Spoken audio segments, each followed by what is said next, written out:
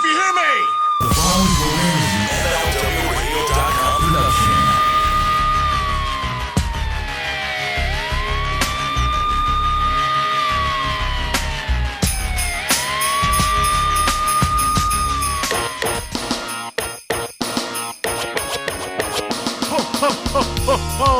It's Christmas time. It is indeed, and that means a lot of our listeners are probably trying to figure out, hey man, where can I get a really nice gift at an affordable price? If you're looking for something for the lady in your life, man, $8.com is the place to be. Bruce, have you checked out $8.com yet? As a matter of fact, I have, but I'm a little bit confused. How much is the stuff over there at $8.com? It's $8. That's right, $8. So this is the perfect place to get all of your Christmas shopping done for the women in your life. And I'm talking to you. You know who you are. You're wondering, what am I going to get my sister? What am I going to get the ladies at the office? What am I going to get my aunts? What am I going to get my cousins? This gets expensive. Well, not at $8.com. You can get high quality gifts at a very affordable price. They like to call it affordable elegance. They've got a ton of stuff on the site, lots of different colors, and it's just $8. We're talking about stunning hoop earrings, elegant stud earrings, an infinity double circle necklace, a cross infinity statement ring, all kinds of bangle bracelets and stacker jewelry. It's everything you need to look like you spent a fortune, but it's our secret. You only spent $8. $8.com, Bruce. But here's the scary thing is my daughter's already been on the site and she's picked out basically every pair of earrings on this site. Well, you're in luck because everything is $8. This doesn't get any easier than this. Give a great gift, look like you spent a fortune, and it's our secret. You only spent $8 at $8.com. That's the number $8.com. This is too easy. $8.com. Have you or someone you know been diagnosed with mesothelioma? You probably have many questions, such as, what should I do? Where can I get more information? RGT4Law.com can answer those questions and help you get the money you deserve. Call 855-RGT4Law or visit RGT4Law.com and fill out the simple form for a free consultation. Robert Taylor, RG Taylor II, PC and Associates, Houston, Texas. Something to wrestle with. Something to wrestle with. Something to wrestle with. Bruce Prichard. Hey, it's Conrad Thompson, and you're listening to Something to Wrestle With.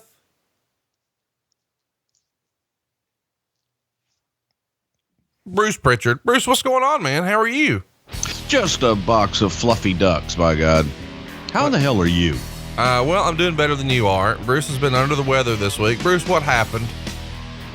Well, I think I got a little bit of Conrad's revenge. You got a little sick in Houston, and I had dinner at a suspect place at best the other night. And in the middle of the night, they got their revenge on me. Yeah, food poisoning is real. I think I might start laying off of seafood during the winter. That may be like my new thing because it did not agree with me in Houston, but that's not going to deter me from having a good time in Boston, and I am pumped to be there next weekend. Of course, we're doing our Dirty Dozen, which I believe is sold out. Is that right, Bruce? The Dirty Dozen is sold out, already gone. Yeah, in our secret locale. Yeah, so we're going to have a good time on Saturday the 16th. But then the next day, you can join us. Of course, it's too late for the Dirty Dozen, but there's still time to be VIP at the House of Blues right there in Boston. Come check us out on the 17th, just before the WWE offers you Clash of Champions. We're going to make you laugh, and it's going to be the Clash of the Titans on our podcast. We have all kinds of fun stuff that we can't talk about here on the podcast. Wrestling used to be about sex, drugs, and rock and roll. Some of that stuff we don't want just floated around all over YouTube. So instead, come check us out live and in person. We're going to tell you stories that you can't hear here on the show. And of course, you get to meet Bruce, get your pictures, get your autographs, whatever you'd like to do. You can do it at the House of Blues. And there's only one place to get your tickets just in time for the 17th. Right, Bruce? Boxofgimmicks.com. It's fast and it's easy, and it ensures your spot to enjoy December 17th in the afternoon. I call it the main event, Conrad. It's like the old days. You get the main event before you get the rest of the shows. So come see the main event with us and then head on over to the WWE show. It's only $35, guys. It's affordable. It's a great time. It's almost one of those can't miss type of deals. And I don't know when we'll be back in Boston, because we've seen the WWE's pay-per-view schedule for the next year. If you're curious if we're coming to your town, check out what that schedule looks like. And if your city's there, there's a chance, but no guarantee. But there is a guarantee that you're going to enjoy next week's episode. We're going to be talking about Edge. He was a runaway winner in our poll. And you can be sure to ask your questions and participate in that show by going over to Facebook. It's facebook.com/something to wrestle. You'll see a post up around the same time this podcast comes out with an image of Edge. And we're going to ask you for your questions. You'll have several days to get those questions in for Edge. And then the following week, well, we've got a whole new set of poll topics here. So while you're at facebook.com/something to wrestle, you can vote on next week's show. So as a reminder, Edge is going to come out on the 15th. On the 22nd, here's what we might talk about. Are you ready, Bruce? I'm ready. Poll topic number one, maybe the one I've wanted to do most of all for a long time now, China.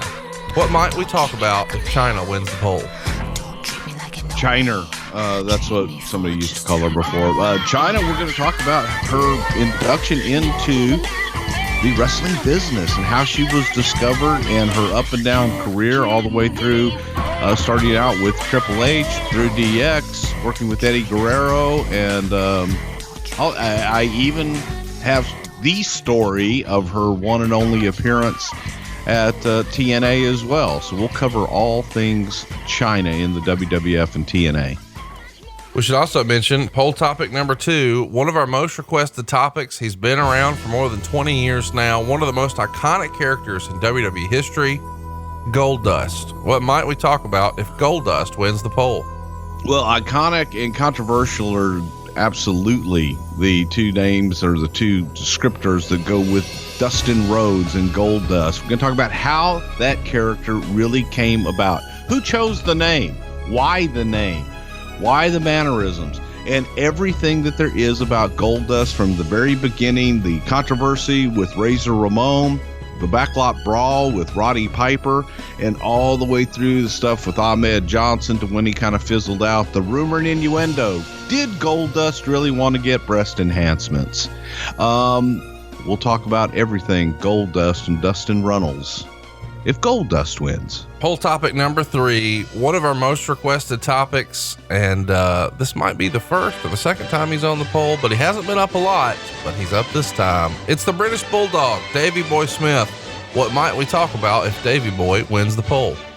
Well, we'll cover a little bit of the time with Davey Boy and the British Bulldogs teaming with the Dynamite Kid, but we'll focus a lot on Bulldog's single run in the WWF and the controversial time when he was let go by the WWF. We'll talk about the phone call that we got in Boca Raton, Florida that caused that termination to take place. Bulldog coming back and all the way through the untimely and unfortunate death of David Smith. Last but certainly not least, one of my favorites as a kid, and I'm pulling for him, the Big Boss Man. Poll topic number 4, what might we talk about if Boss Man wins the poll? If you ever take a trip down to Cobb County, Georgia, you better walk toward the line, something like that. He's the Boss Man. Big Boss Man, Big Ray Traylor. We'll talk about that interview with Ray Traylor and Pat Patterson and Vince McMahon and how the Big Boss Man was born. The original vignettes of the Big Boss Man in the jail up in Connecticut, and then the vignettes that took place for the turn of the Big Boss Man in Cobb County, Georgia. Some absolutely hilarious stories centered around that. Just the rise and the fall of the Big Boss Man, and what a great human being that Ray Traylor was. So there you go. Go vote in the poll right now. It's at facebook.com/something to wrestle. Let's remind you, it's going to be China, it's going to be Goldust, it's going to be Bulldog, or it's going to be Boss Man. And let me remind you, Bruce and I are not picking the shows. So if you were hoping this week to hear about the Rockers or the Legion of Doom or the Hart Foundation, and instead you're listening to the Steiners, or maybe next week you hope to hear about Booker T or Randy Orton or Rob Van Dam, you can change this, guys. Go on over, vote right now. It's facebook.com/something to wrestle. We're going to give you what you want to hear. Isn't that right, Bruce? Yes, we are. We are going to give you Goldust, which will be the best one and the one that I'm looking forward to. So, folks, vote. The only way we can get Goldust show done, and you guys have requested it so many times, vote at facebook.com/something to wrestle. Vote Goldust. I'm actually pulling for China or Boss Man.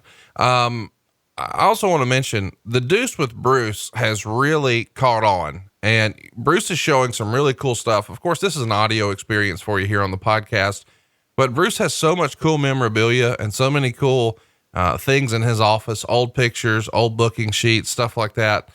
You don't want to miss this. And I would encourage you to just check a few of them out. They're 2 or 3 minutes long each.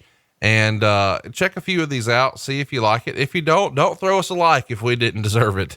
But you'll be able to ask questions about the show. You'll be able to vote in the poll, and you get the Morning Deuce with Bruce. And it all happens at facebook.com/something to wrestle. Bruce, I do want to ask you a little bit about, and we haven't talked about this off air. The WWE officially parted ways with one of the more iconic characters or figures in WWE history, at least from the fans' perspective. The guy who did the iconic themes of the 80s that we all love so much. You just sort of broke into song for the Boss Man there a few minutes ago. Jim Johnston is gone. What can you tell us about your time with him, the creative process, the relationship he had with creative or Vince, how some of these themes came together? We get requests for this all the time. I'm not sure that we could do a full 2-hour show on it, but I would love to hear whatever you can offer right now as a brief snippet. Jim Johnston is as close as you're going to get to like a music savant. Jim was able to just pull tunes out of his head on the fly. He was a friend of Vince McMahon's. He and Vince were very close. When I first met Jim Johnston, he was working in the basement of a church in Greenwich, Connecticut. That was his studio because the acoustics were just so damn good. And they had it's like a Catholic school up on top. So you had all that going on. And Jim did all of his music down there in the basement. We used to have to go over there to listen to whatever he came up with at the time. But Jim probably produced probably 95, 98% of all of the music for the WWF back in the day. At least he had a hand in it. He worked with whatever, like he worked with Rick Derringer and he worked with Jimmy Hart and different people to produce all those themes that we all know and love. What sort of notes would a Vince McMahon give a Jim about what he was thinking for this character? Would Vince sort of point him in a certain direction, or was it just left up to Jim to take a look at the presentation and figure out what the sound should be? Both, actually. We would take it from here's who the character is. Now here is the Undertaker. He's dark and he's ominous. He's going to be managed by Brother Love. So we want a little bit of that feel to it as well. But Jim would watch, or well, not always watch, because we would need his music, but he would take a look at the character. He would take a look at the drawings. Sometimes he would meet with the talent to find out how they saw themselves. And then he would take the first blush, and then we would all kind of tear it up from there, which could be an extremely brutal process. Jim just would look at things. Sometimes Jim would write things and give it to us and go, hey, I wrote this. I really like it. I think it would make a great entrance for somebody. And we would listen to it and go, hey, that'd be good for the Sandman, or that'd be good for whoever that we had playing down the line. A couple follow-up questions. You said sometimes he would give you stuff and the feedback would be brutal. The process would be brutal. Do you remember one in particular that you got and it was just not anything what Vince wanted? The Lex Luger theme, the Lex Luger, both Lex Luger themes, actually, the American Lex Luger theme and the Hero song, the original cut of the Hero song that everybody remembers. I want a hero, or whatever that was. I was told that I made Jim cry. You made him cry? Yes, with my critique of his work because it was brutal. And I told him, God, that is the worst piece of shit I have ever heard in my life. I mean, I would rather listen to nothing than listen to that if that was the only thing left on AM radio and it was all I had. What the fuck are you smoking? I mean, he left and he got so upset. He wanted to quit then. And of course I apologized. I was kidding. But I was serious because it was horrible. But Jim was a very sensitive guy, like some artists are, extremely talented, an incredible work ethic. He would sit in that studio 20 hours at a time until he got it right, until he got what he wanted. And he would send it over and Vince would listen to it. I need bigger horns. God, come on, give me. I want to bump, bump, bump, bump, bump, bump, bump, bump. And just kind of hum it through the phone, if you will. Do you remember? Jim, go ahead. Jim would go back, man, and he would sit there and you'd watch him and he'd get on that, like that organ and go, bump, bump, bump, bump. And he would do Vince and he would be on the organ and just kind of trying to recreate exactly the direction he was just given. Can you remember any instance where he sent a theme like you described earlier, where he said, hey, I just made this for somebody, and then you guys heard it and realized, oh, that would be great for so-and-so? Can you think of a real example? The original Stone Cold Steve Austin, well, when he was Ringmaster Steve Austin, we had a character for years that we called the Sandman that was just a smooth, really, really smooth worker in the ring. And Goldust was somebody we were thinking about for the Sandman gimmick. And we also had a character, the Ringmaster, that we had a character in our mind and we're looking for a guy to play it. That was one instance where we had those characters in our head. Steve Austin came in and it was kind of the same thing. Was it going to be the Sandman? Is it going to be the Ringmaster? Obviously we went with the Ringmaster. Steve's original music was music that we had already had in our head from something that Jim had presented that we really liked. Said, hey man, that could be the Ringmaster. And kept it, you kind of file it away. Sometimes Jim would write things. Jim scored the damn show. He would go back and put music under things and he would score things. And he would come up with tunes during that we would love and say, hey, we could use that for entrance music down the line.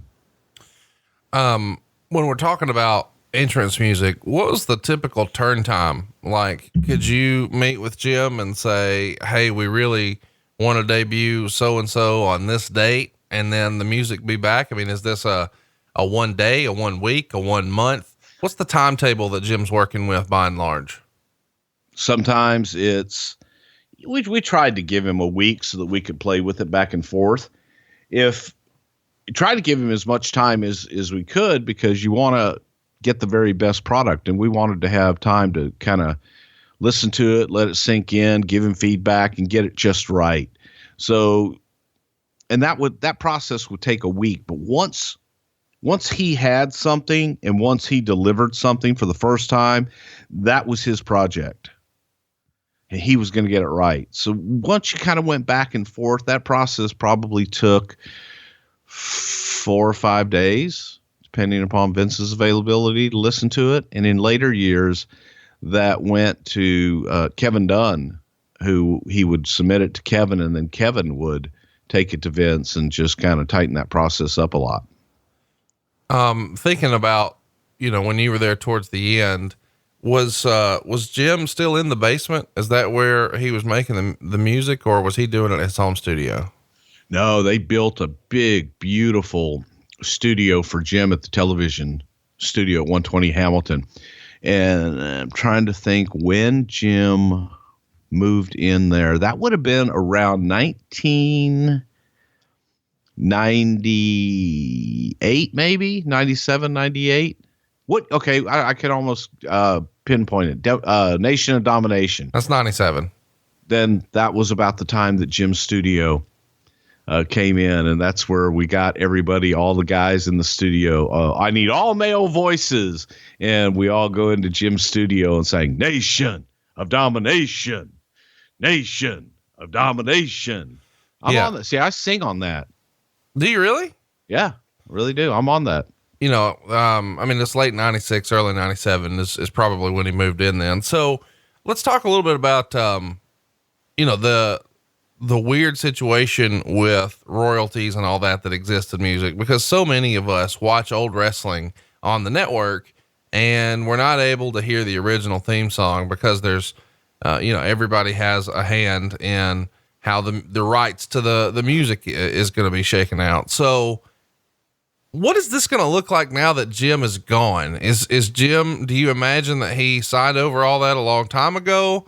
Is he going to still be paid for that moving forward? I know you're not there. I know you don't know exactly, but can you freestyle a guess as to what the nature of that relationship might be looking forward? I mean, a few years from now, are all the songs we grew up on not going to be there?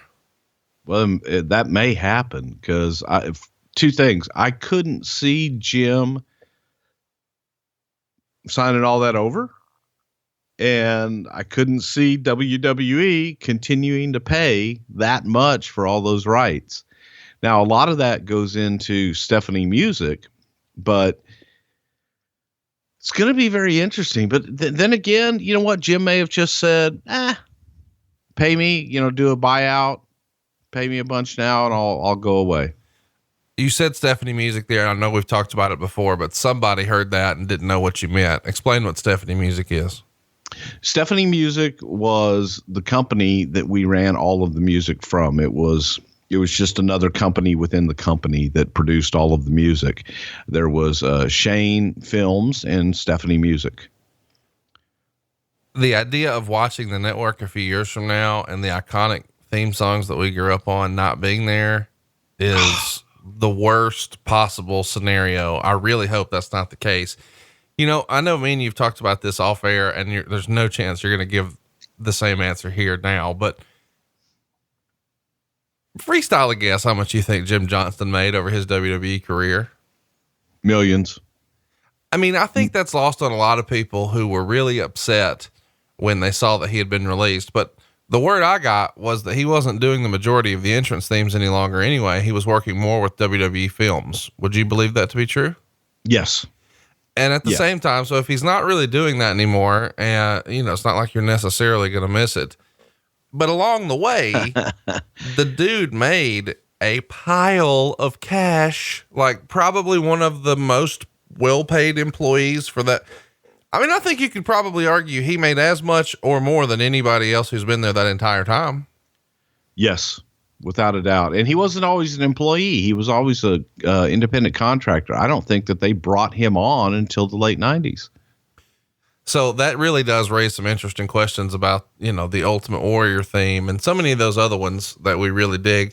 If you had to sort of pick some of your favorites, and I know I'm putting you on the spot here and we didn't discuss this, so you'll probably leave some out. Could you name a handful of your favorite themes that he put together over the years? Jake the Snake theme, my theme, the Brother Love theme, Undertaker, the different variations of that, the Stone Cold Steve Austin, The Rock.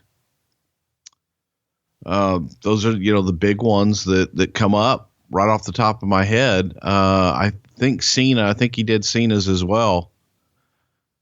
Going back, the Hart Foundation. Did he do anything with Demolitions?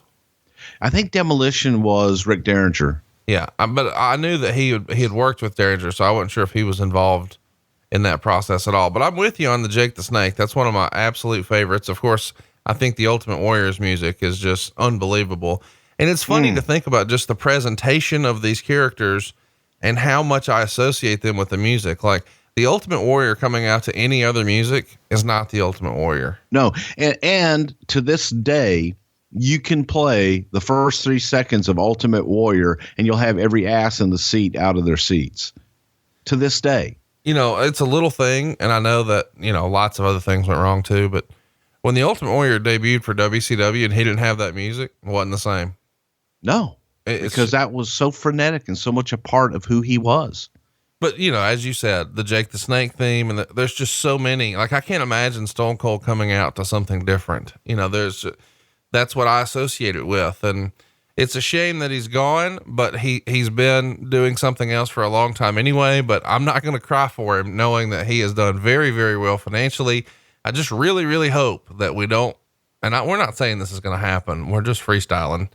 You know, a lot of those old wrestling themes are not there on the network because they couldn't work the money out. And I hope that's not what this is headed for, because the network will not be the same if all those themes are gone. It will remove the identity, especially after look at it. It's been 30 plus years. Some of those iconic music entrances that you can watch it with your eyes closed and you know who's coming out and you know what's happening. Yep. So you take that away, and music is such an important part of everything that they do. I hope they, I have no idea, have zero knowledge of anything. I haven't talked to Jim or anybody else up there about it, but I do know that Jim's a reasonable guy and that Vince likes Jim a lot. And it was probably just time that they realized, hey, for what his contract was and what he was doing, the contract was based on something else a while ago. It's time to change this up. And Jim probably said, okay, I'll go do something else. I just really hope that they work that out, because man, the network is going to suck. So hopefully you're listening, WWE, and we know you are. Pay this man. Don't let them ruin our network. And we hope that you are enjoying what we're doing on the show here. And we hope that you're going to go ahead and hit the subscribe button and tell your friends. And I guess now is as good a time as any, Bruce. We should announce that this entire time there has not been an official way to listen to the show on YouTube. So if you've been listening to our show on YouTube before today, which is December 8th, you have been listening to an unauthorized, bootleg, stolen version of the show where Bruce and I did not participate and you were not supporting the show. I get dozens of messages every single day. Where did your YouTube channel go? And it's like, dude, we didn't have one. But Bruce, you cowardly lion with your yawn, we have a YouTube channel now. That's amazing. An official YouTube channel. How do they go do that, Conrad? Well, here's the deal. Go to youtube.com/something to wrestle. That's youtube.com/something to wrestle. We're going to upload, I believe now, all of the episodes are up there in their entirety, but you can also click around and see some clips. We're going to start breaking out into little clips, and it'll be easy for you to search. Hey, when did they talk about so-and-so? It'll be there. And as we continue to get some of these timestamps in from volunteers, we'll start adding those there as well, so you can sort of skip around. And if you're interested in helping participate with the timestamps, by all means, help us out, do some timestamps, send them on my DM. I am at Hey, it's Conrad. He is at Bruce Prichard, and we would love to have your support for our YouTube channel. So go hit the subscribe button, and eventually we'll find a way to throw you some exclusive content on there as well. It's youtube.com/something to wrestle. If you're listening to this anywhere other than somethingtowrestle.com, one of your fancy schmancy podcast apps, or youtube.com/something to wrestle, you're not listening to it the right way. Please support the show and listen to it through one of those channels. It's the only way to support the show. If you're listening to some other bootleg version, it hurts the show. I know that sounds crazy, but it's true. But the best way to help the show is to come see us in Boston, and don't take my word for it. Really enjoyed it a lot. Great stories, great impressions. It was amazing. It was so funny. Don't miss out on the fun when Something to Wrestle With Live comes to Boston, Massachusetts. Tickets available at boxofgimmicks.com. Bruce was great. You hear stuff at this live show that you do not hear on the podcast. Hearing the stories, even the uncensored ones, those are what you really want to come to see. Sunday, December 17th at 2 p.m. at the House of Blues in Boston. And now that I've been here today, I know what he's not telling us. It's really good. It's like coming to see a podcast live, and better. Yeah, getting up close with Bruce and Conrad. That's Something to Wrestle With Live with Bruce Prichard and Conrad Thompson. Great stories, great impressions. Have the great time you didn't think you needed. Stories that you definitely won't hear on the podcast. And of course, great impressions. You think you're awesome? You know. Extra cheese, extra down, extra onions, motherfucker. Not too bad, fellas, but let's leave the impressions to Bruce for now.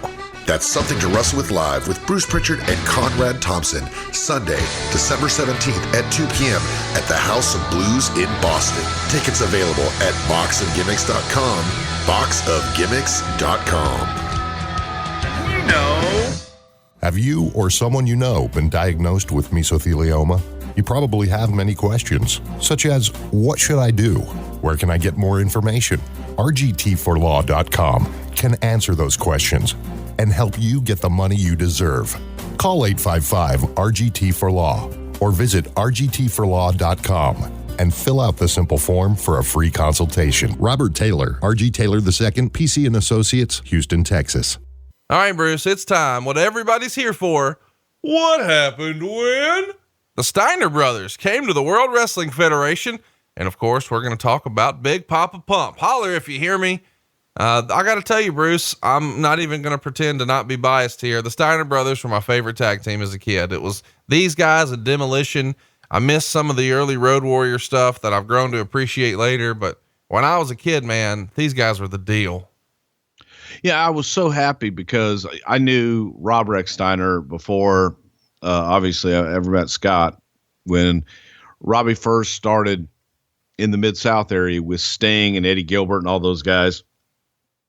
Absolutely tremendous talent, very young, very green, very stiff, and was still finding his way in the wrestling business. But he was such a damn good guy. We had the tag team with Rob Rex Steiner and Sting as a team, with Eddie Gilbert trying to coach them along.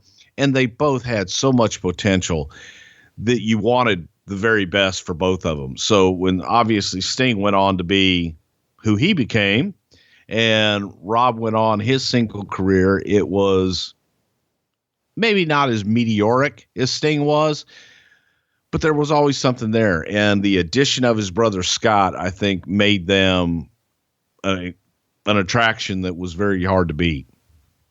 Well, let's talk about the beginning here. Of course, they come over in December of 1992.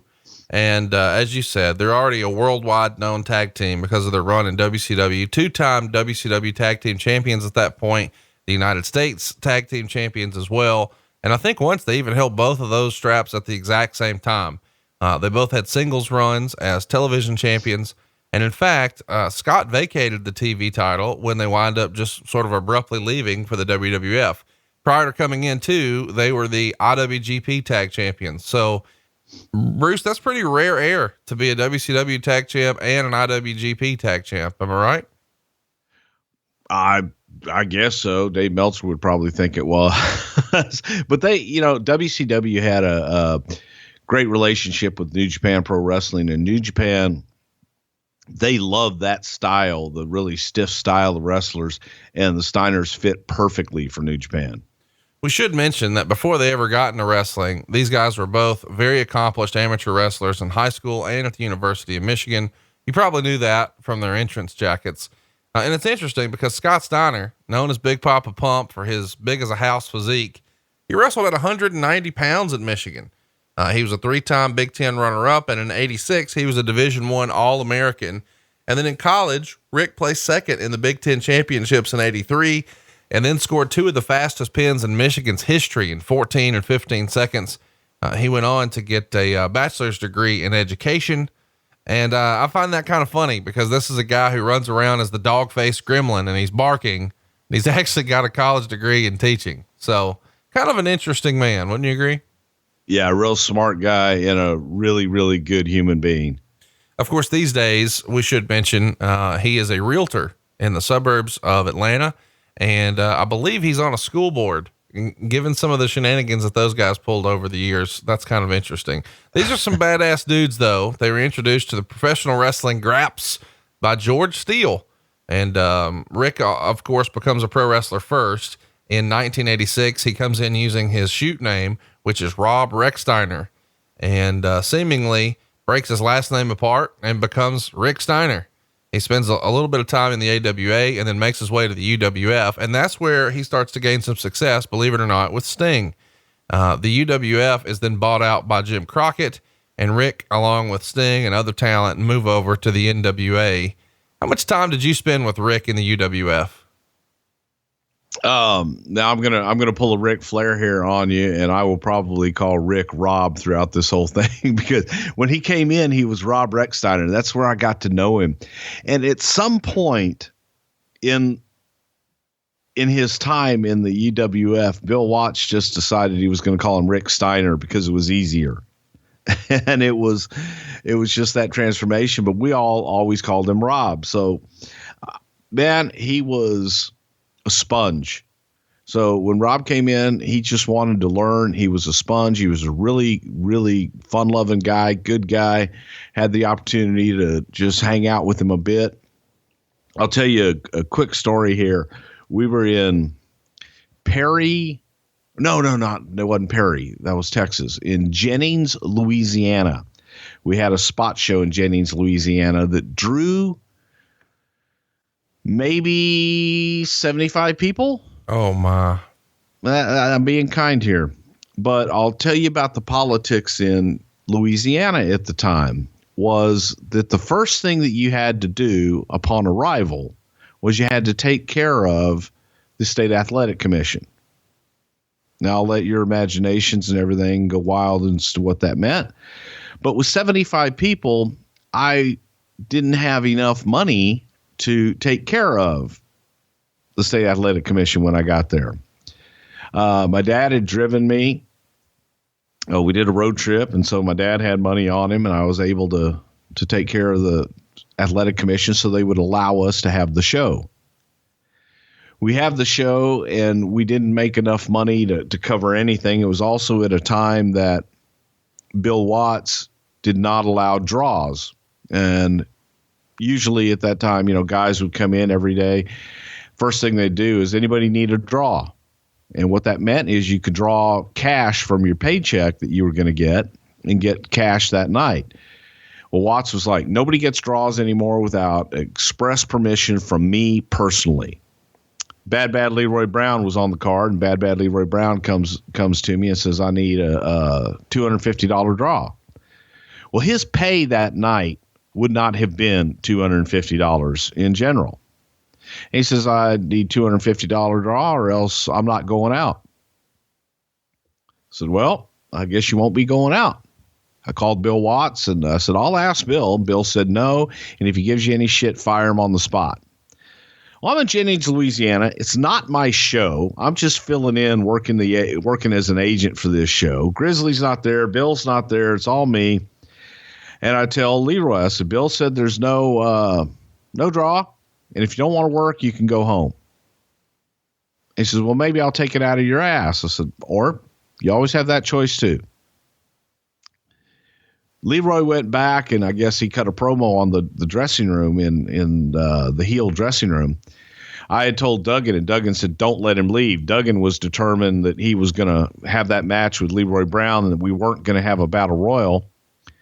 And he said, let me know if he's going to leave. Well, I went in the coach's office and I was on the phone. And during that time, Leroy had taken apparently, as the legend goes, I wasn't there, didn't see it, took a knife out of his bag and went in to the room where I was. Well, when he came in and I looked up, there was Leroy demanding his money. I said, I don't have any money to give you. And he says, well, then I'm gone. But out of the corner of my eye, I saw both Sting and Rob Steiner standing at the door. And Leroy left, and Rob and Sting said, hey, don't let him get you alone again. He's got a knife, and he's talking a bunch of shit that he's going to get his money from you. We're going to make sure that doesn't happen. And I always appreciated that from those two guys. I thought it was cool as shit that they had my back. And Leroy went to pack his bag.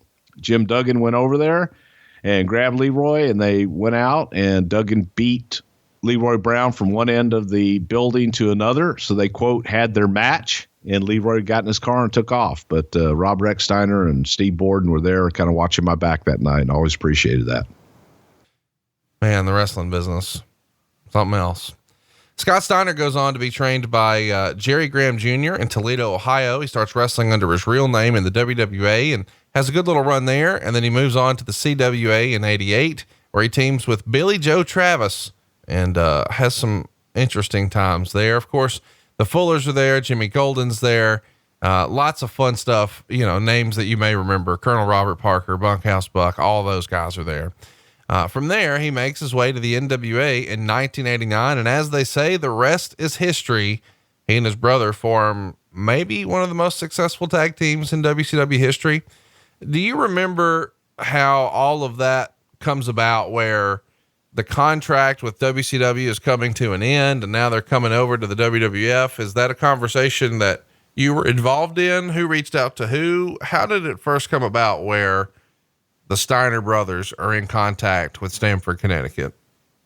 At that time, it was J.J. Dillon, I believe, in the late 80s that had reached out and had the contact with them at WCW. I had talked about, knowing Rob, and obviously they were a great team. So we were looking to bring them in much earlier, but it was probably JJ that had all of that took place early in that time. So the rumor and innuendo is that Bill Watts is the guy who really got the ball rolling here, sort of accidentally, because when he takes over for WCW, he sort of lowballs the Steiners based on what they were making before or what their expectation of their new contract might be. Did you hear that? Any truth to that? We had heard the rumors that Watts was basically tearing up all the old contracts and lowballing everybody. That was Bill's way of, I'll get this thing under budget. So Bill was just tearing up contracts and renegotiating and offering guys a lot less money than they had made before. And I think, obviously they were in a cost cutting time in WCW, and we've broken this down before, but WCW was not actually being paid by the television station the way USA pays WWE today. So even though they're providing all these big ratings and doing really good audiences, they're not participating income wise at all. They just have an opportunity to use it as a promotional vehicle. Now, you've kind of talked about how Scott Steiner was maybe the apple of Vince's eye coming in, and maybe there was an idea that maybe they're not a tag team. And I know you referenced that you wanted to bring them in as a tag team, but did Vince have other plans? Well, actually, no, it was actually Scott Steiner was the apple of mine and Pat's eye. And how it came about, we were watching these guys, Rob and Scott. They were amazing as a team, but the one with the charisma was Scott. He had the long hair and he was just so damn charismatic out there. The audience got behind him. He had a great look and he was young.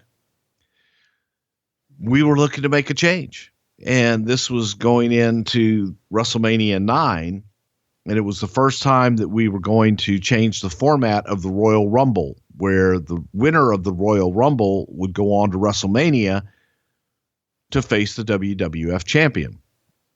We thought, wouldn't it be great out of nowhere, because WrestleMania is going to sell on its own, if an unknown in our world came in, won the Royal Rumble, and then went on to WrestleMania and becomes the WWF champion, just out of nowhere. And the pitch was for Scott Steiner to enter the Royal Rumble at like number 12 or something like that. Not the first one, not the last one, but come in, make a hell of a showing, and suplex a bunch of people out of their pants and over the top rope and so on and so forth. Win the damn thing, then go to WrestleMania. Vince didn't see it. Vince thought, my God, nobody will know who he is. We're like, that's the point. Those that know, they'll be happy to see him. Those that don't know, they'll be impressed and they'll want to see more. So now this guy's headlining WrestleMania and we have to go back and tell the story. Vince didn't want to hear it. Just did not want to hear it. Didn't like it. Didn't want to hear any more about it. And then it became, okay, then let's bring them in as a team. They're a monster tag team. Let's bring them both in. And that's when Vince was like, okay, let's take a look at them as a team. But I think it would have been, I truly, to this day, I stand by it.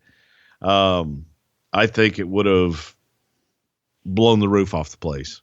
hypothetically speaking, had you been able to sell Vince McMahon on that idea, would the Lex Luger, Lex Express experiment have ever happened? If Scotty had gotten over, probably not. It's just interesting to think about if Scott Steiner as a single star, as a top guy, as a world champion, if that would have happened in early 93, the whole Lex Luger, Lex Express thing wouldn't have happened. And odds are pretty good that Scott may have hung around the WWF and not been in and out so quickly. And as a result, Scott Steiner could have been around for the Attitude Era with Stone Cold Steve Austin and The Rock and Mankind and The Undertaker. And none of that happened. It's just interesting to look back and think about what could have been.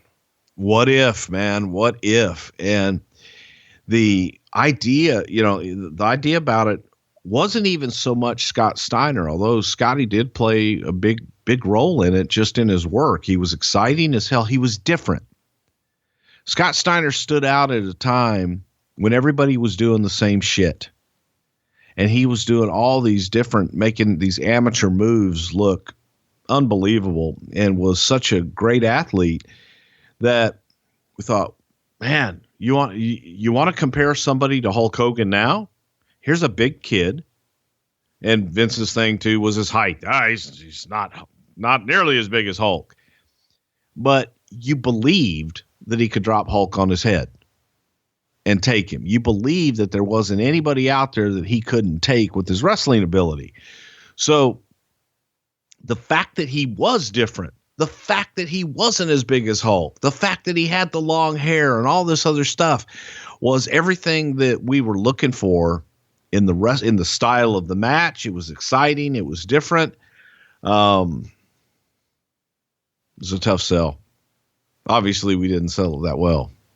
It's interesting to me that they come in and they so heavily are pushed with their University of Michigan amateur careers. They're wearing those jackets, and they've got a song that's similar to Michigan's fight song. And this feels like something Jim Ross would have really pushed for, but he wasn't even with the company at the time, right? Well, Jim came in at WrestleMania 9. So Jim, as far as commentary, he could push, he would go ahead and push that stuff. That wasn't necessarily a big direction as to we want to promote their college deal, but they were Michigan guys. They had a Michigan accent. Why not? It was real, and they were a real damn tag team. I'll tell you that. The theme music, of course, we talked about Jim Johnston to start. What's the thinking behind the music that you guys put with them? Michigan theme song ripoff. Michigan band, the football thing. Well, so I guess my question is, if we're saying that wasn't really the push, but then that's the theme song, isn't that inconsistent? Not really. Okay. So they're coming out in their Michigan jackets and they've got Michigan fight songs, but we're not pushing Michigan. Cool. We're off to a good start so far. Yeah.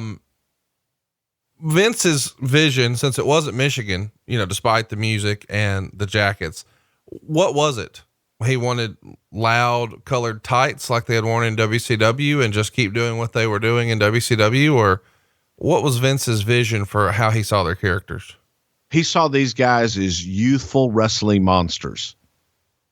That they were, he did like their amateur background, and he liked the style that they worked in the ring, which took their amateur credentials and just made them shine. But they did it in a different way. You've kind of shared before on the show that sometimes you would watch the WCW pay-per-view with people from the office. Do you remember watching a Steiner Brothers match with Vince and him being impressed with them? And if so, do you remember who the opponents were? No, I don't ever remember watching them with Vince. I remember watching with Howard and Pat all the time.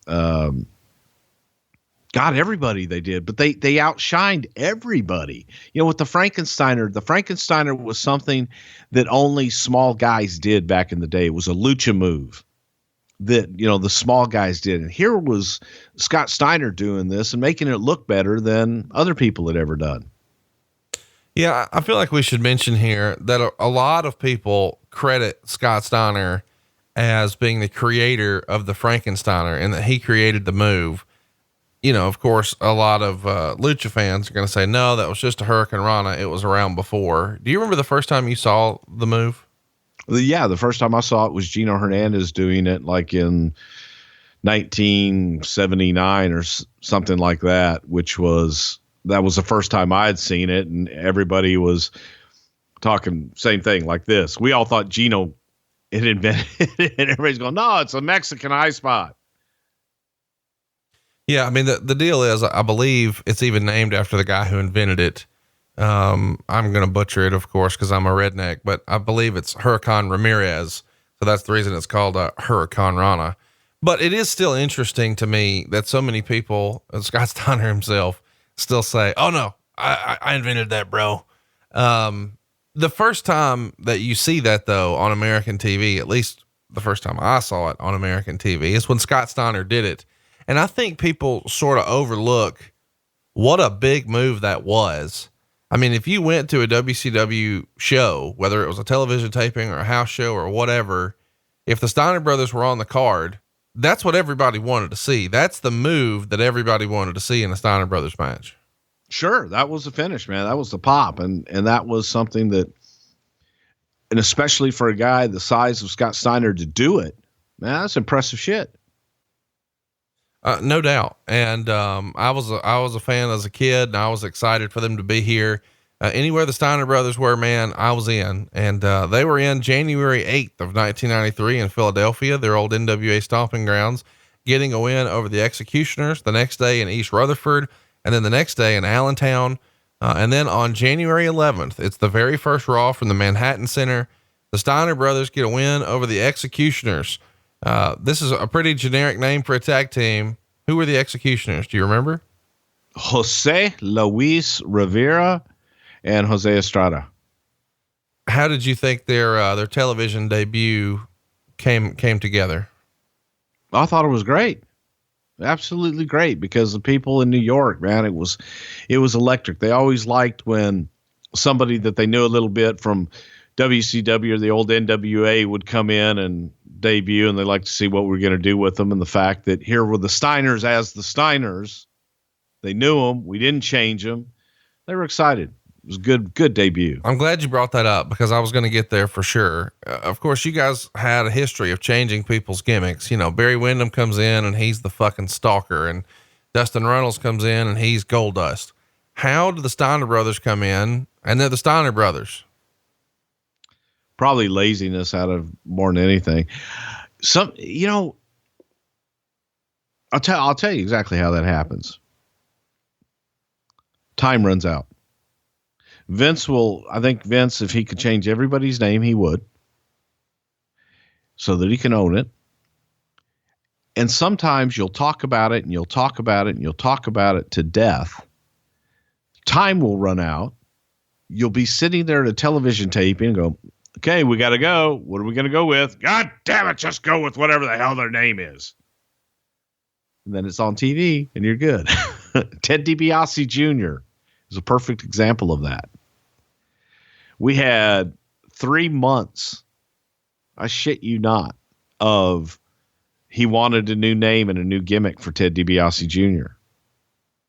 And we all wanted him to just be Ted DiBiase Jr. Nobody could come up with anything. So when it came time for him to debut, it was fuck it. He's Ted DiBiase Jr. That's just amazing to me that so much of people's careers and what they're able to use afterwards and earn a living is just, we ran out of time. Fuck it. Yeah. But think about that too, is that you could take Kurt Hennig's kid and bring him in, and Vince would probably say, God, he'd make a good Ted DiBiase Jr., wouldn't he? Well, we had Ted DiBiase Jr., who was a pretty good Ted DiBiase Jr., but you didn't like that.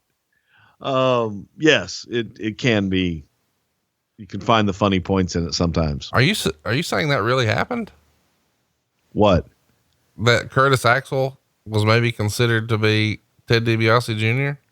That was a hypothetical, but that would have been fucking hilarious, by the way. You could see, no, I'm saying I could see Vince going, I need a Dusty Jr. Well, Dustin's available. No one would buy that. God damn it. Find me Dusty Jr. I want the puppies and a blotch. Put the splotch on the other side. Yeah, just weird shit like that sometimes when you, we have that. I don't want that one. So why? When you guys are thinking about the first Raw, the Steiner brother debut feels like something you guys would have really wanted to promote for that, right? Absolutely. You know, it's the first time you're in New York, you're in the Manhattan Center. We wanted to make a big splash. This was a live show, so we wanted to give it a feeling of special. And that was special to have the Steiners' first time in the WWF on Monday Night Raw live.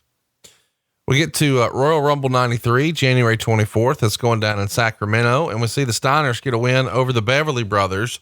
Any memories of that match or the Beverly Brothers? I don't know when we'll talk about them again. Oh, the Beverly Brothers are, to me, an unsung heroes of tag team, because they, Wayne Bloom was like a power lifter. The skinny one, the tall, skinny one. Right. He was a power lifter, an extremely strong guy and a tough guy. Mike Enos, one of the most easygoing, really nice guys you'd ever want to meet. I liked the hell out of both of them. They both came from Minnesota, and they were part of that whole Road Warrior, Kurt Hennig, Rick Rude group. Tough as nails, meaning both Kevin Walkhalts and Nails, you know what I mean. But really good guys, and they could go. I just felt that they were always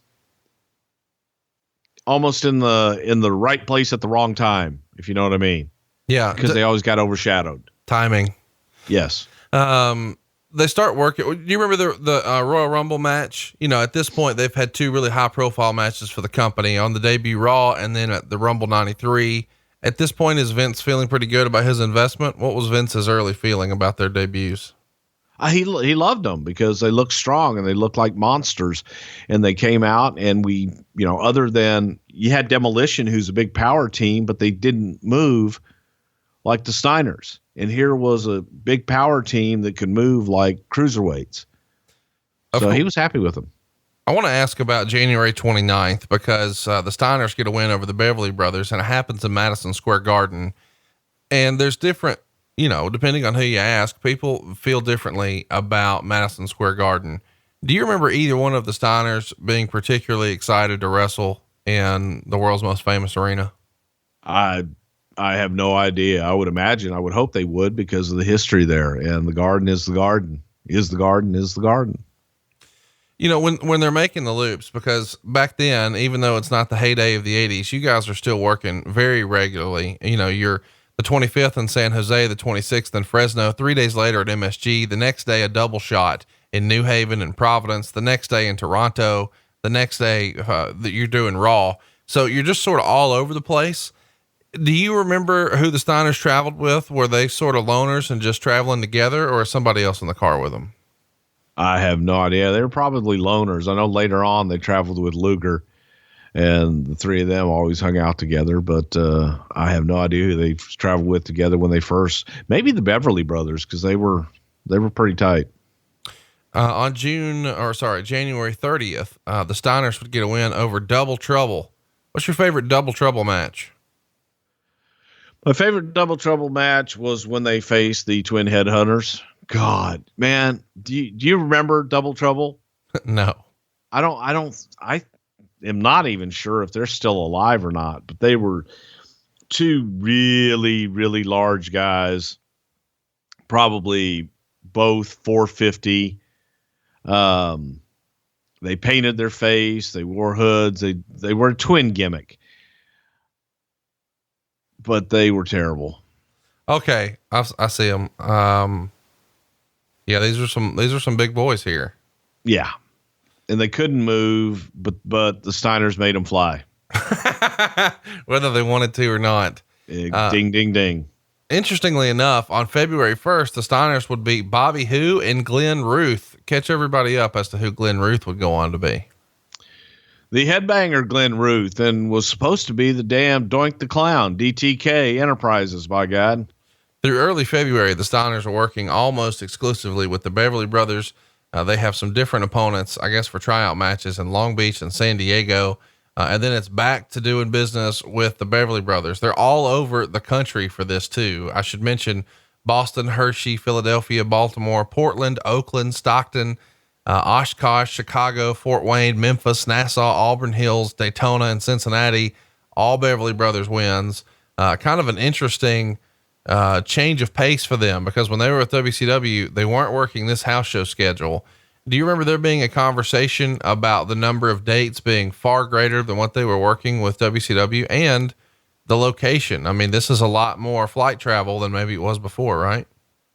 Well, they knew what they were getting into. They knew that when they came here, it was all about the house show business. So they knew, and I don't know how different it really was from WCW at the time, because WCW was running house shows.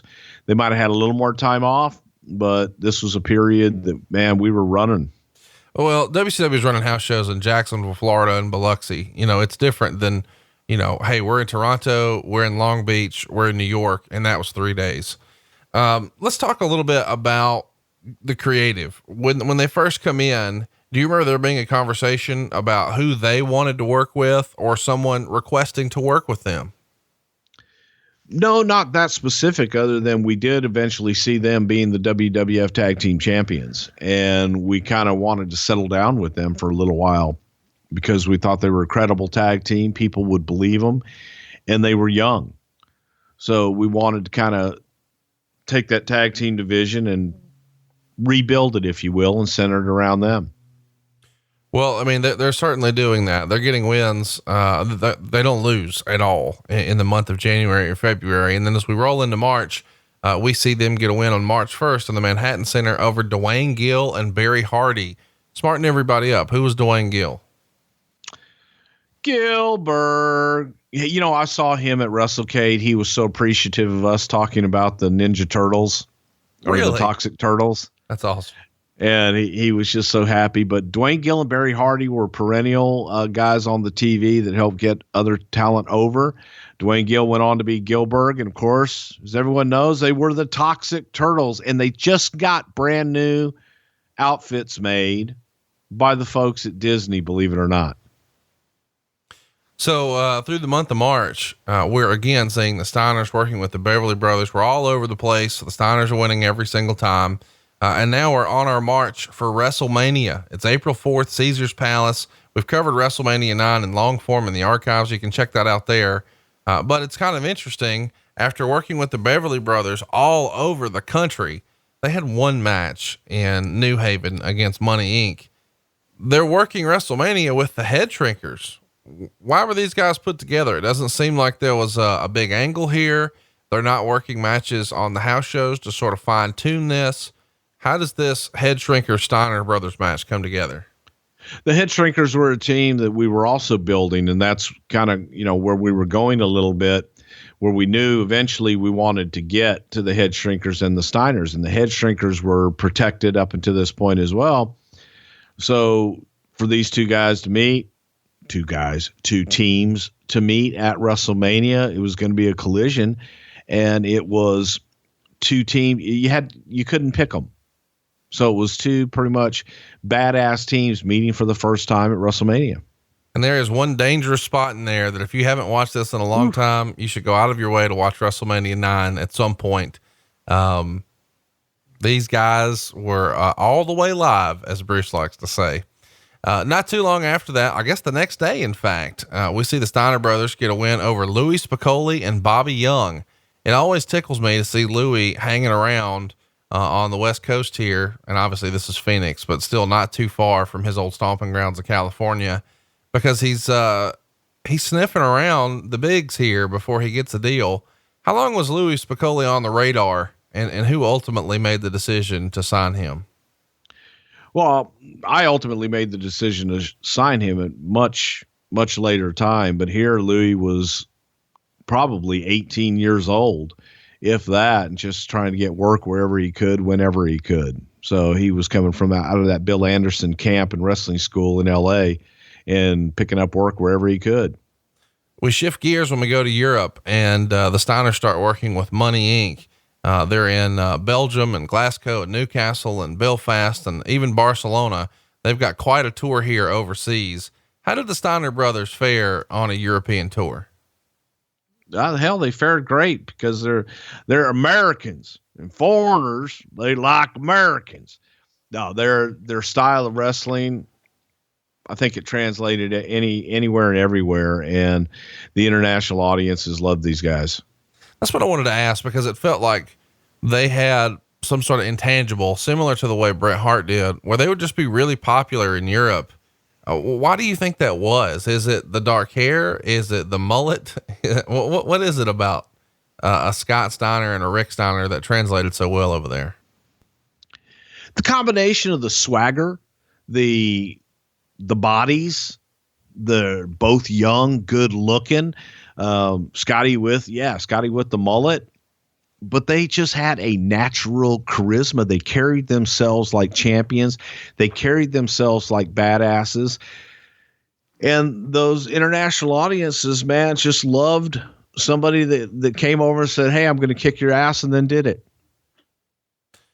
So after a very, very busy April abroad, they're back in the United States for May. And, this is quite the schedule they're running here. They're working with, Money Inc. and the Head Shrinkers a lot. On May 1st, they're in Rochester, the next day in Birmingham, then Hartford, then Youngstown, the 8th, the 9th, the 13th, 14th, 15th, 16th, 17th, 21st, 22nd. They do a double shot, the 26th and the 31st. That's a lot of shows in a month. Is any of this catching up to them at this point? This is a much busier schedule than they ever kept with WCW. If it was, I don't remember them saying anything to us. They were going, everybody, now for them at this point, it's still they're 6 months in. So yeah, I think they're getting used to it at this point. It's sort of interesting that the first time the Steiners lose, it happens on May 21st. The Head Shrinkers get a win over them in Pittsburgh, and they do it twice the next day, once in East Rutherford and once in Philadelphia. What's the rationale by having this winning streak sort of go away? Maybe just to change things up and just to have different matches and try something different. Do you recall there being any sort of pushback from the Steiners? Were they easy to deal with as far as doing business and putting guys over? At this time with this run, man, I never had any problems with the Steiners doing business ever. On June 11th and 12th, we would see the Steiners beat Blake Beverly and Damian Demento. We haven't spent a lot of time talking about Damian Demento. What's your favorite Damian Demento match? I'll tell you, I do have a favorite Damian Demento match, and that is when Damian Demento worked with The Undertaker. And I think Damian was looking at that as that was his big opportunity to really, make it big now because he's working with The Undertaker. And now they're going to give me the push, when in reality, Vince had kind of burnt out on Damian Demento and was, just feed him to The Undertaker. Let's move on. I thought Damian Demento coming in, I was a big fan. I'm the one that hired him. I liked his look. He had a different look, and I forget what the hell his name was before he was Damian Demento. But he was a big guy. Mondo Clean. Yeah. A big guy, gift of gab. But in our world, believe it or not, you're going to love this one. He was too hokey. Oh my God. Is this real? That's real. You guys had Papa fucking Shango and Damian Demento too hokey. Hey, Papa Shango's goddamn voodoo master. You be careful what you say, because he'll make a Conrad doll and he'll stick needles right there in your, belly area, and then you'll get food poisoning. Well, maybe he did that in Houston. Chat me up about how would you describe the Damian Demento character? Let's say you're trying to describe this character to my mom. She doesn't know anything about wrestling. She's not familiar with this person. She sees him walk out dressed like he's dressed. And if you haven't heard of Damian Demento, let me encourage you to throw it in your Google machine for the Cowardly Lion here and find Damian Demento's picture, because I'm curious how you would describe this. Imagine waking up in an insane asylum, and all you can the lights are out. You can't turn any lights on, and you're hearing strange noises next to you in the bed next to you. And then the lights come on, and there's Damien. And it will all make sense. Can you imagine, in a post 9/11 world where the guys have to carry on all of their gear like they have for a long time in wrestling whenever they do flight travel, but now it goes through the scanner? That didn't happen back in the day. Can you imagine the look on a TSA agent's face when that fucking shit rolled through the scanner? Well, and especially when you take a look at the guy whose bag it is standing there in front of you. Little kabuki-ish. To say the least. King of the Ring, June 13th in Dayton. We see the Steiner Brothers and the Smoking Guns beat Money Inc. and the Head Shrinkers. I got to say, this feels a little bit like a throwaway match. At this point, do you guys have your mind made up what you're going to do with the Steiners? It feels like, I don't know. There's not a really concise plan. Sure there is. We wanted to get the tag team titles on them, and it was do it where on a pay-per-view where you're going to have a smaller audience, or do it on television with the larger, more eyeballs. So get them on the pay-per-view, get them on payday, and move on. So it feels like a throwaway match, but the next night they do exactly what you said. The Steiner Brothers beat Money Inc. to win the tag team titles, but then they lose it back on a house show on June 16th. So they win the belts on the 14th and then lose them on the 16th. And then on the 19th in St. Louis, the Steiners win them back at another house show. This isn't something you guys did very often, but it's interesting when and why you do it. It feels like the reason to do it here is house shows may be a little soft. Let's pump the gates up. Let's let everybody know that anything can happen in the World Wrestling Federation. Is that the pitch? And you've got to be there live to be a part of history. Championships change every single day. That's it, Daddy. So were you guys making a big deal out of that on your syndicated television to push tickets as a reason to come out because, hey, you never know what's going to happen. Here's what happened in St. Louis or whatever. Sure. We were doing also highlights on some of the cable shows of a little bit more from the house shows. We had cameras there in select dates where we would tape things and then put them back on the, like the Mania shows. And, oh my God, this happened in St. Louis. And by God, from there. Who would make the call to send a camera crew to a house show? And would you use a local cameraman or would you send one of your WWF television camera guys on the road? No, we would make the call, and we would usually make the call if we were going to do something special like that ahead of time, and we would send one of our own guys. But the other sell on that too, when we didn't do that, and we did the title changes, was you should have been there because our cameras were not there. And the only way that you would have seen it is being there live. So it's kind of interesting. Very quickly in the span of a week here, the Steiners are a 2-time tag team champion. And then they are busy. I mean, real busy through the rest of June and July. They're working mostly with Money Inc. And I found it kind of interesting that in New Haven on the 28th, they had a special guest referee in Sergeant Slaughter. I've always been curious when you have a one-off like this, where just randomly there's a name from the past as a special referee, almost with no build up or explanation. Is that just as an added attraction to sell tickets? Sure. And Sarge lived in New Haven. Oh, so there you go. Since he's local, just come on down. Yeah. Through July, they're working a lot. The 5th, the 6th, the 10th, 11th, 17th, 18th, 23rd, 24th, 29th, 30th, 31st, and then on into August on the 1st, 2nd, 3rd, 4th, and 6th, usually working with Money Inc. Of course, the Steiners winning every time, or the Head Shrinkers with the Steiners winning every time. We do get a kind of an interesting match here on August 12th in Providence. The Steiners would get a win over Yokozuna and Bam Bam Bigelow. So they retain their titles here, but it seems like a very interesting match because Yokozuna is a top guy.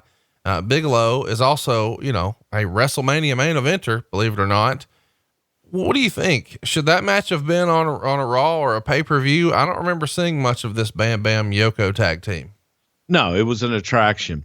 Providence is a unique market because Providence is smack dab in the middle of Boston, Hartford, and you've got, in the New England territory. You run those towns on a regular basis. Providence gets a bit of the Boston television as well as the Hartford, New Haven television. So they get a little bit of everything. So you had to kind of program Providence and Boston and Hartford so that they didn't overlap. And Providence usually got the better show out of that. You know, we talked a little bit about The Undertaker a minute ago. And we know Yokozuna and Undertaker were pretty tight behind the scenes.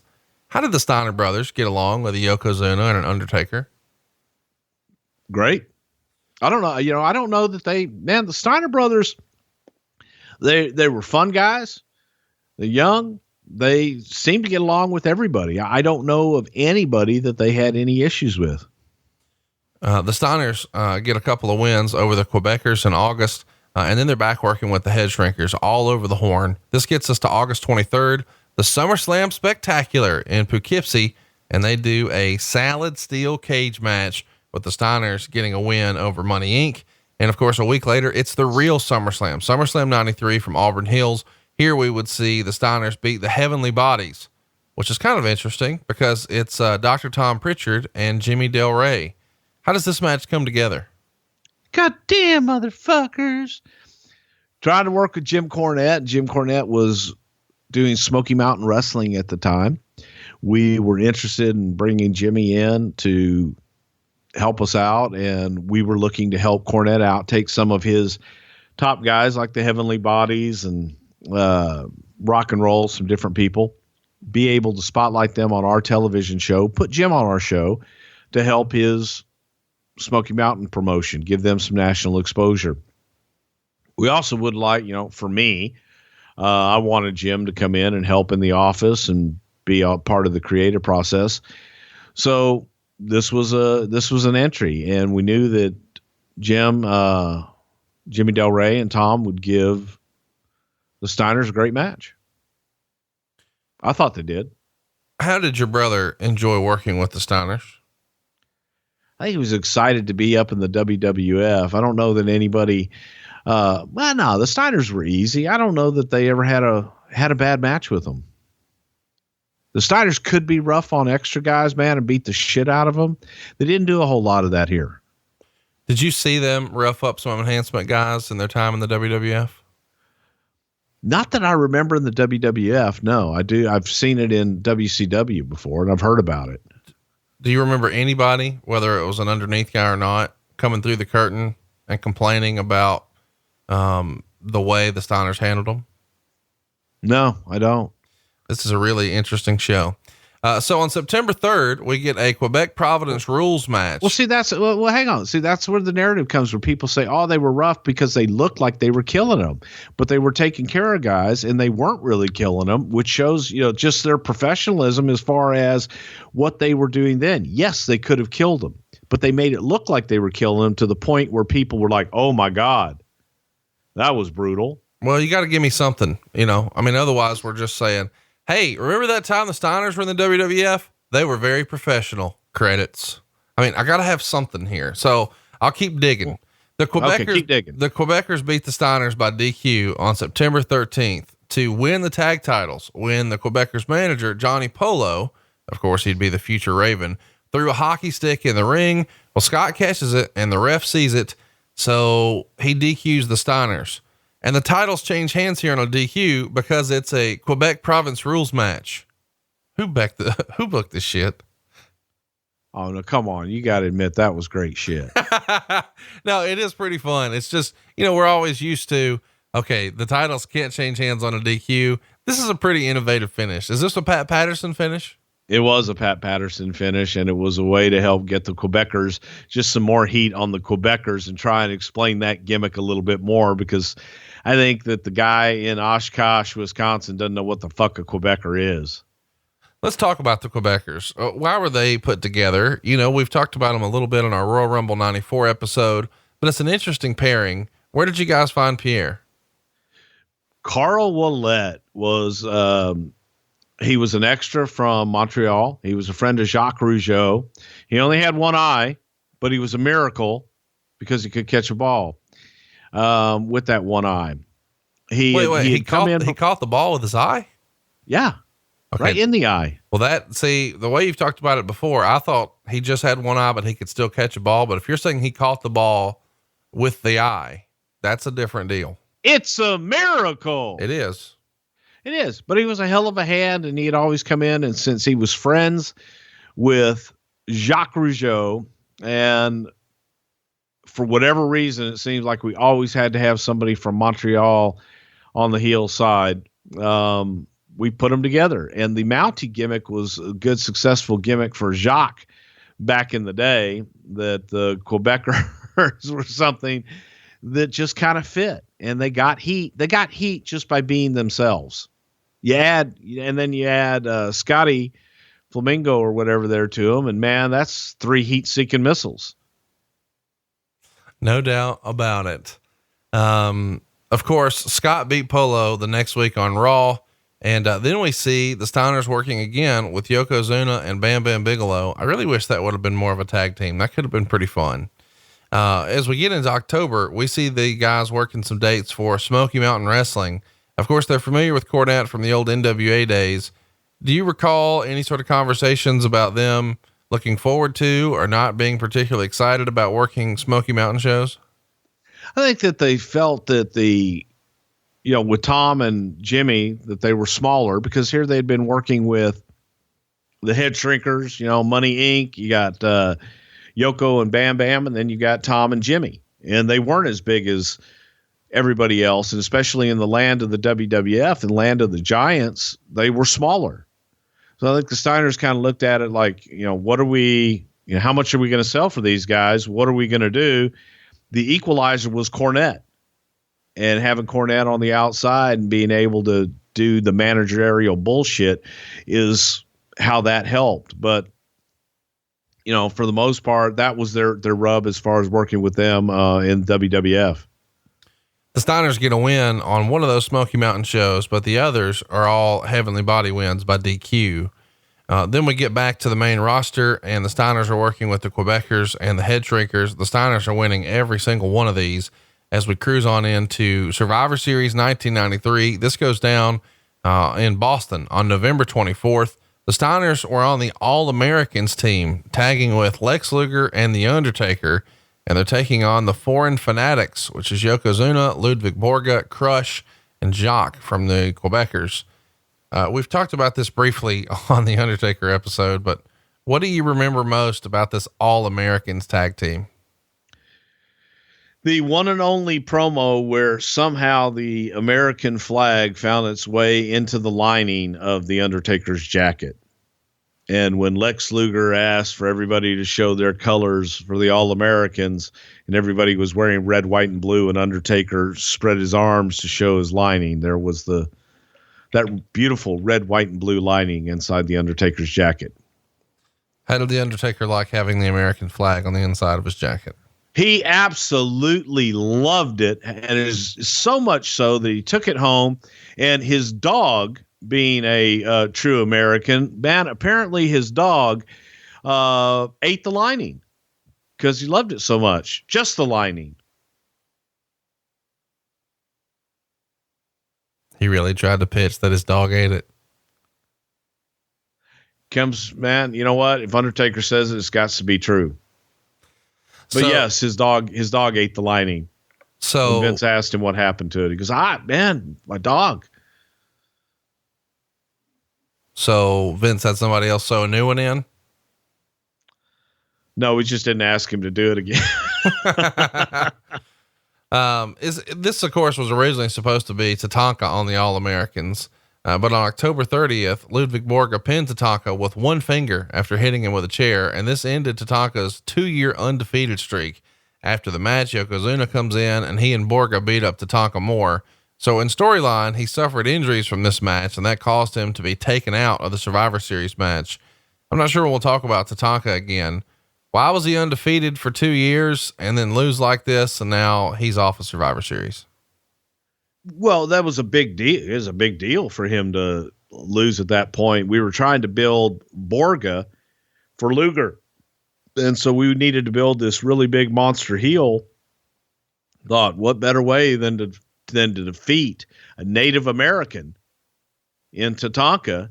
And the way that, he did it, I thought it was great. I thought it helped Tatanka big time, losing that first one, and it built Borga as well as the monster heel going in to work with Luger. Is Survivor Series 1993 the worst Survivor Series? No. What's Can't worse? think of one worse, but I'm sure there has been. I don't know. I think that's probably the worst. Worse than the one, was this one in Boston? Yeah.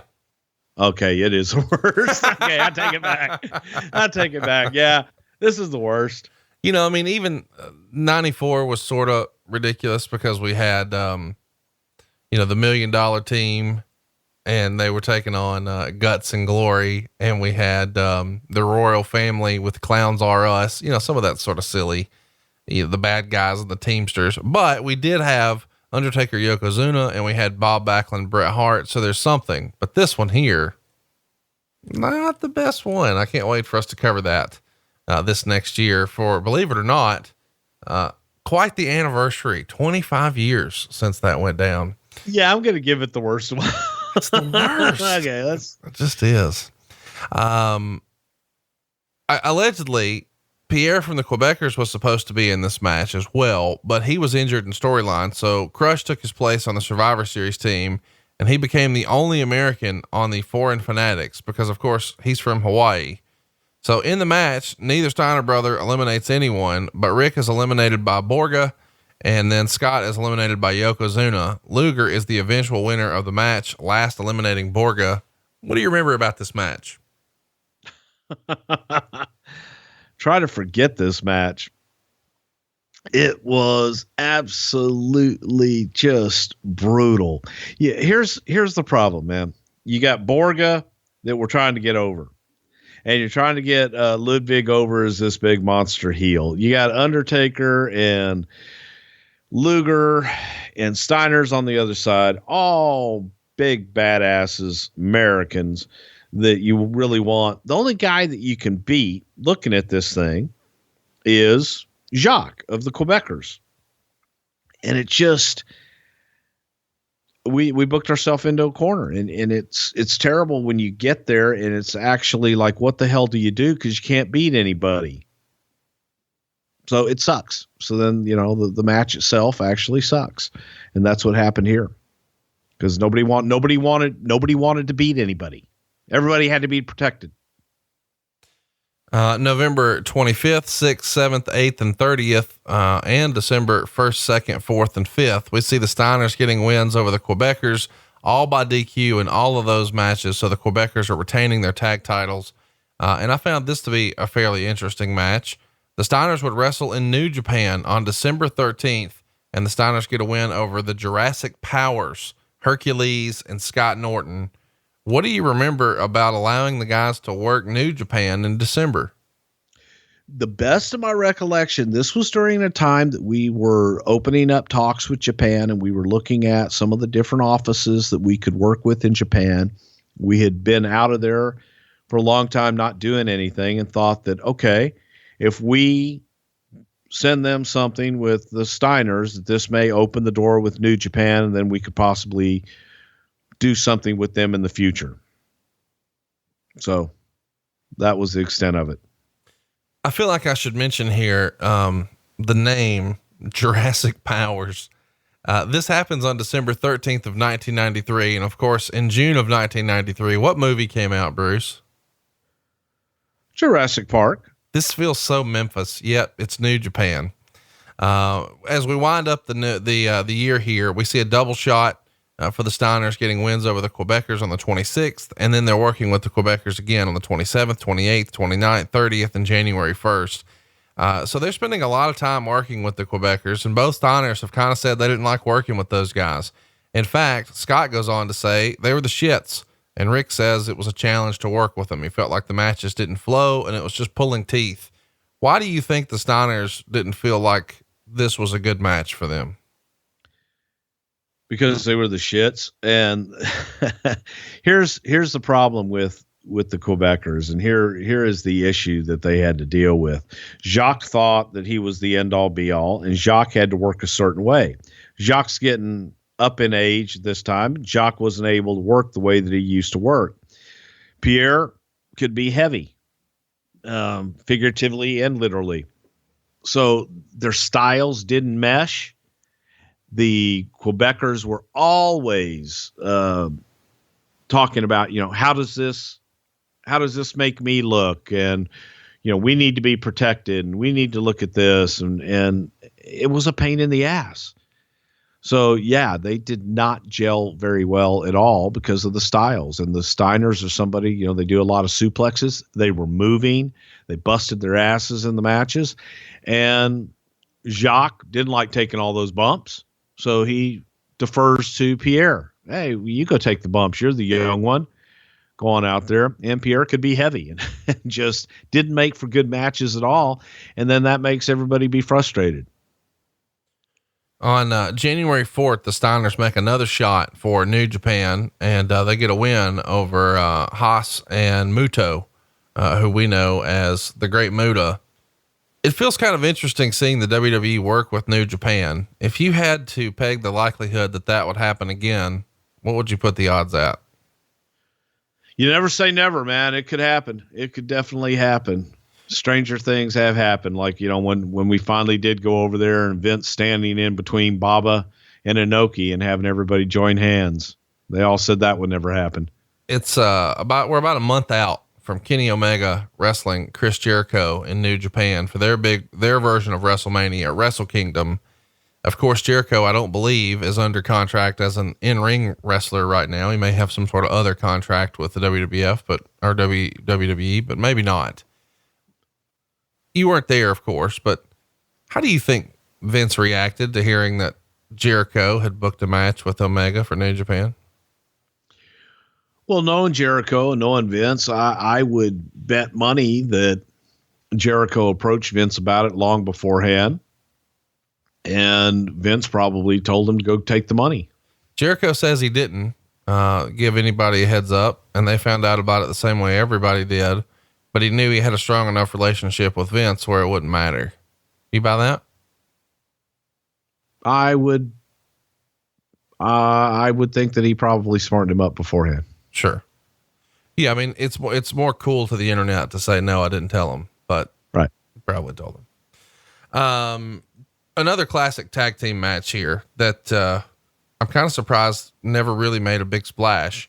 It's a dark match on January 11th. It's the Steiner Brothers taking on Owen and Bret Hart, and they go to a double count out after almost 25 minutes. This match is available on the WrestleFest 94 videotape, but it feels like it could have been a pay-per-view main event, right? I mean, the Harts and the Steiner Brothers, that's good stuff. Okay. It was a great match. And it was specifically for a Coliseum video. Why did you say, okay, you didn't think it would be a good match? I don't think it would have been a main event at all at that time. Well, I think it would have been a great match. Bret Hart's your main eventer at the time. I understand that, but I just don't think that Owen wasn't at a place at this time. But I do think that it was, I remember it. It was a great match, and it was specifically done for the video. Yeah. Well, we needed to get Mabel and Bam Bam in there if we were going to make it a main event. Yes, exactly. King of the Ring. The Quebecers are working with, the Steiners through the rest of January and February. And then we get to, I guess we should mention the Royal Rumble 1994 goes down on January 22nd. Both Steiners are in the Rumble match. Scott comes in at number 1. He eliminates Samu, one of the head shrinkers. And then he is eliminated by Diesel. Rick comes in at number 3 and doesn't eliminate anyone, but is eliminated by Owen Hart. Did you guys ever have any discussion about perhaps splitting the Steiners up? Of course, I think most people remember that Rumble where Demolition were 1 and 2. Well, this is as close to that as we can get with them being 1 and 3. Was there ever any sort of discussion about brother versus brother or something like that? There was, and they didn't want to do it. The Steiners didn't want to fight each other.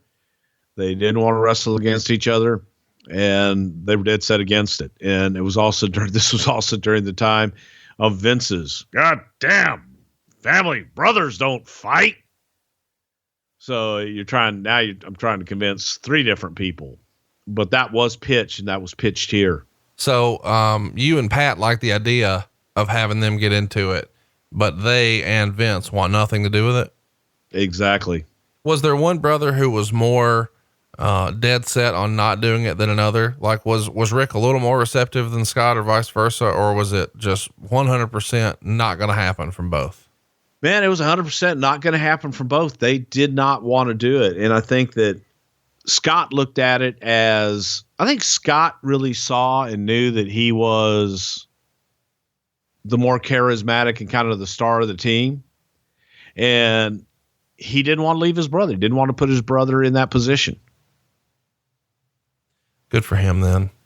After the Rumble, the Steiners make some more shots for New Japan Pro Wrestling. And this starts to feel like Trouble in Paradise a little bit, because they make several shots here and they work on February 16th and 17th, getting wins over Bobby Eaton and Mike Enos, and then Jushin Liger and the Power Warrior. But then come April 11th, they're back on Raw and they beat Barry Hardy and another partner. And then the next day, the Steiners get a win over Dwayne Gill and Tom Alton.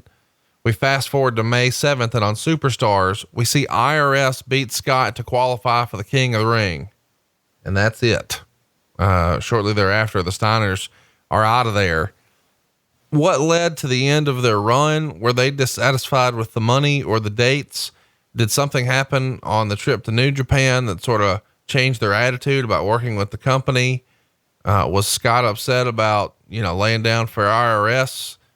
Talk to me about the end here, because it seems sort of abrupt. With the New Japan trips, we had looked at that as sending them over as ambassadors for the WWF. They went over there and they're working in New Japan, making good money. And we let, hey, you guys keep that money. We were looking forward to, as I said, kind of a ambassador deal. Well, New Japan working their magic, saying, hey, you can come over here and work X amount of dates, make X amount of money. You don't have to be on the road all the time. You get to go home for another 6 weeks at a time. You spend time at home. You don't have to work and come back. And by the end of a year, you're going to make more money than you're making right now in the WWF. So combined with the money, the grind, and man, right place, right time in Japan, they wanted out. They felt that they weren't going to make the same money with the same schedule, and they had a better deal. Scott says they got a better deal in Japan and they wanted out of here. So they took the Japanese deal, and both Steiners say that the number one reason they left was money, but Rick says they were promised things that never happened. Do you believe that they were promised different things creatively, or just had different expectations monetarily? I think they probably had different expectations monetarily.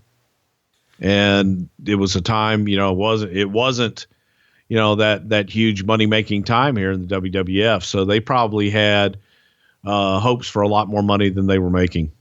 What do you guess they were making when they came over from WCW? Not the Bill Watts lowball offer, but before that. Maybe I have no idea. I probably 150. See, I would have guessed more than that. I would have thought 225 or better. What do you think they made in their 1 year with the WWF here, if you had to guess?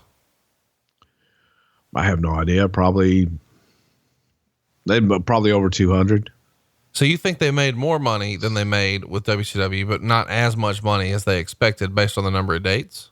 Not as much money as they expected in the grind. Yeah. Scott says they never should have come to the WWF and they were miserable there. Did you ever hear them express that to you, or hear stories or rumblings of them being unhappy? They weren't really miserable and unhappy till the very end. And I think that once they had another offer and someplace else to go, helped make them miserable, because they're sitting there now. They've got something to compare it to, where they were miserable in WCW. They came here for greener pastures and they saw greener pastures elsewhere. So that's kind of where they started to show and get grumpy. And well, this is miserable. I can go to Japan. I can do half the dates. I can make the same money. Rick has said he didn't feel like they fit in here at the time. And I feel like that's pretty fair. You know, the WWF has a more cartoonish presentation with Money Inc. and Beverly Brothers and, the Head Shrinkers. There's lots of sort of over the top gimmicks. And meanwhile, these guys are still working their old school amateur background NWA gimmick. It doesn't feel like they're a fit in a land of more cartoon and over the top characters. You know, Damien Demento is in the company at the time, and Tatanka, and you've got 2 amateur wrestlers from Michigan. Do you think that's a fair assessment that maybe it wasn't the best fit? No, I think that's why they fit so well. Personally, I thought that they stood out above and beyond, just pretty much above everybody else. And I thought that their style and the way that they worked, everything about what they were doing was what made them special. That's why I liked them. Let's talk about the money a little more. You know, obviously this is before guaranteed contracts. So is it fair to say the Steiners were on that old school 1992, 93 era contract where we're going to pay you $50 for 13 shows or something like that? $25 for TV. And Vince really sells it on, you're going to make more with me. Do you believe that same conversation happened with the Steiners here when they're coming in? Absolutely. Vince sold them the dream. And you have an opportunity here to be bigger than you ever could with the action figures and the merchandise and everything else. So when they come in, do they, when it's wrapping up, are they calling the office to express displeasure? Do they meet Vince at a TV taping and get back in his office and chop it up? Or how does that confrontation go down where they're saying, we're unhappy, we want to leave? It happened, it happened pretty damn quick. They talked to JJ. JJ got him with Vince, and Vince was simply saying, if you guys are unhappy, then, we'll get your release. We'll let you move on. I don't want unhappy people here. And it happened pretty damn quick. I don't remember it being a long, drawn out negotiation or anything else other than Steiners want to go. Let's move on. What's the rationale behind, sometimes Vince says, no, you can't leave when you want to leave. You can leave when we want you to leave. And then other times, oh, you want to leave? Okay, here's your release. Doesn't that seem a little inconsistent? It is inconsistent. Depends on which asshole hat he has on that day. Well, how can you tell which asshole hat it is so you know the right day to ask? You can't. You never can. This is what I love, about Vince sometimes is he used to say, there is, you say, I was waiting for a good time to talk to you. There is no good time to talk to me. Just spit it out. Just whatever you want. Then there would be times of, God damn, pal, you could have picked a better time to discuss this, couldn't you? So you can't, there is no human way to know at all, because you don't know what's going on in his head. And you don't know if you say the instead of the, what's going to set him off and send him on another tangent. Do you recall having a conversation with them on the way out about what their plan was next? Well, we knew that to us, the plan was they were going to go to Japan and they were going to work half the date. So we wished them well and left the door open, hoping they would come back at some point. They go on to work a few months in 1995 for ECW. And then of course they're back in WCW in 96 and they win the tag titles and they do have the singles run and eventually they do split up and face each other. And then of course, Scott would join the NWO and becomes Big Poppa Pump. And Rick would go on and win the tag titles with Buff Bagwell and sort of bounce around and eventually even have Kenny Chaos as a tag team partner. He has a singles run for the television title and even has a feud with Shane Douglas for the United States title. So they sort of bounce around a little bit in WCW, still trying to find their way. But to me, as a tag team, they're never the same once they leave the WWF. They had that really awesome run in WCW that made me a super fan, a pretty lukewarm run in the WWE, some shots in Japan and ECW. But when they're back with WCW in 96, it's just not the same for me. Would you agree with that? Yeah, and was that during the time that they brought DiBiase in with them? Yeah, that's right. In late 96, you see DiBiase come in and be their manager. Yeah, it just wasn't the same. And I think that the injuries there were rumors about Scott hurting his back and other things like that. I don't think they were the same at all. Well, let's talk about, the famous Steiner brother ribs, because we've heard a lot about these guys over the years. Tony Schiavone has talked about, and other guys, Ric Flair and others, that these guys were notorious for fucking with guys, whether it was an enhancement talent or a referee, or maybe even a Butch Reed, who is a main roster guy, has had a lot of success in wrestling, and they would just torment the shit out of him. Do you remember any famous Steiner brother ribs you can share with us? I remember coming in one time with Scott on top of a table with pipes overhead in the dressing room, wrapping a giant chain around somebody's bag.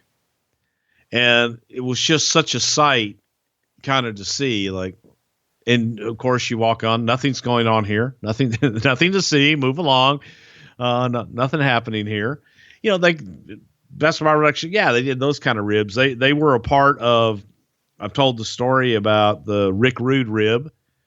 They were there in WWF during that time, which I think they kind of helped stir that one up a little bit with when I had called Rick Rude in the middle of the night is Dusty. And I thought I was talking to Ric Flair, and Rick Rude ended up at the WCW headquarters at 6:00 in the morning the next day.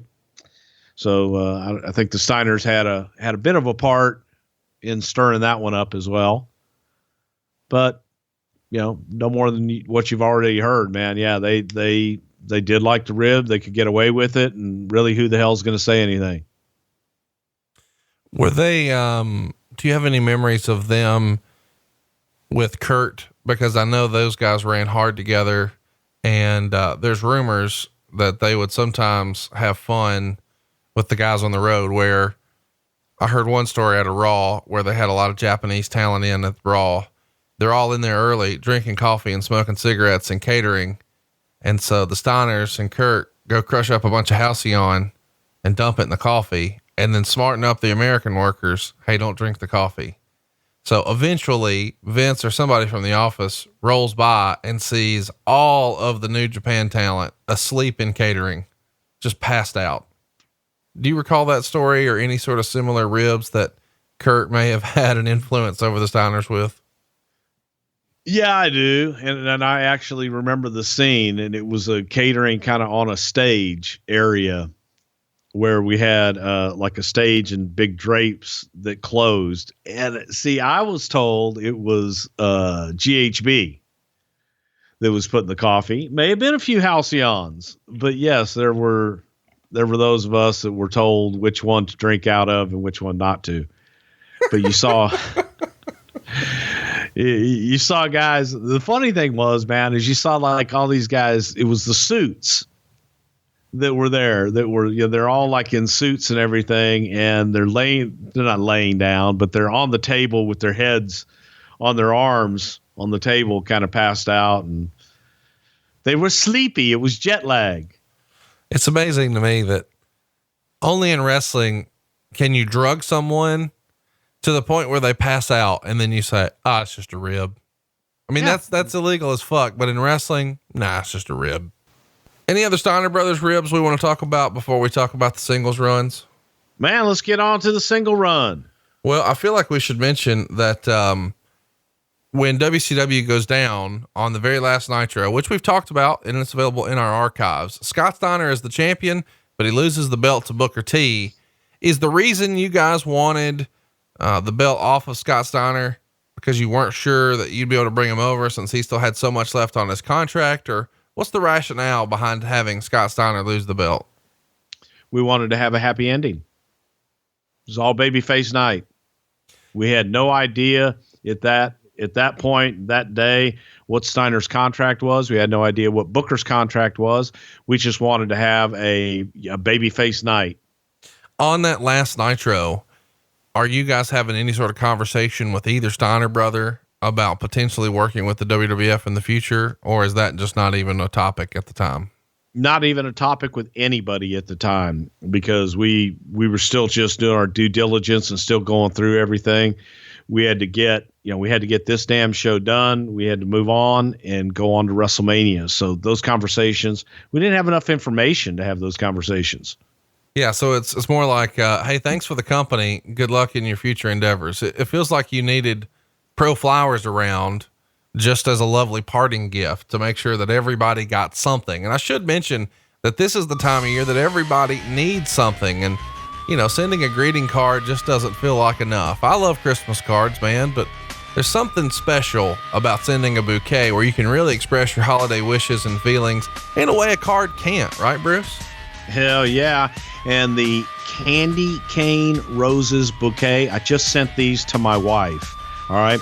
She had been gone in Connecticut, and she came home to the candy cane roses bouquet and was absolutely blown away. Now, if I may add, that was a week ago, and they are absolutely beautiful still to this day. It doesn't have to be a birthday or an anniversary. You can go with their classic mini Christmas tree with all the lights and ornaments, whatever you want. But right now, Christmas is the time that you need to send a little something, and everybody's doing the regular gifts and the Christmas cards. Pro Flowers can get you that something different, and it's a great time to save money as well. I should mention that my lady friend had her parents fly in for Thanksgiving, and when they got here, when her mom got set up in her room, she turned around and there was a Thanksgiving bouquet that I got from Pro Flowers, and her mom stayed a week, and the flowers were still awesome after she left. I looked like a hero because I had those flowers in her room with a nice little card waiting on her, and you can make that same impression. So if you've got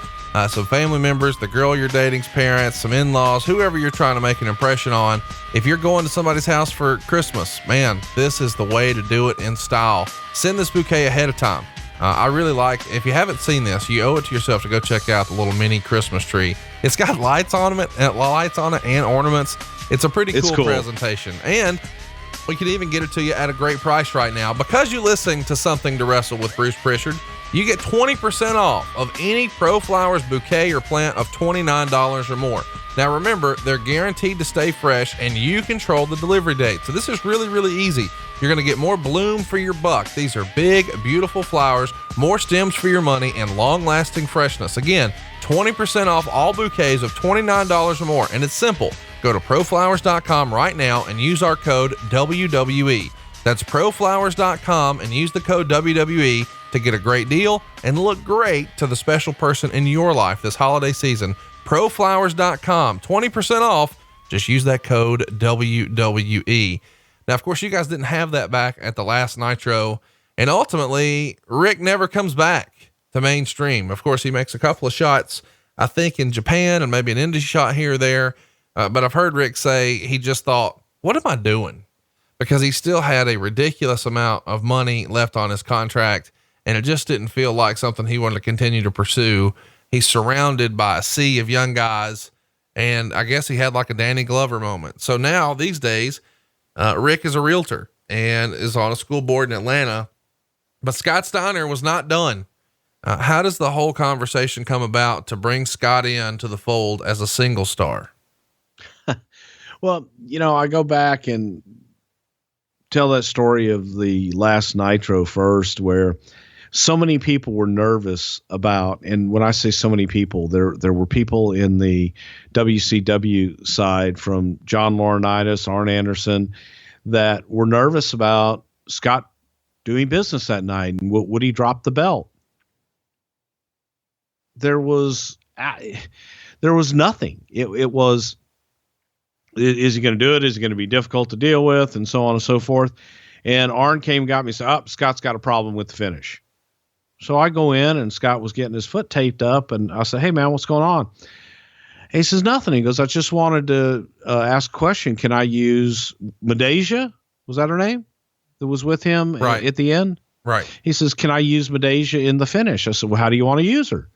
And he wanted to do something where he ended up hitting Medeja or Booker. And it was at a time that we had a policy where no males, even accidentally, were hitting females at that time. So I said, I'd rather not.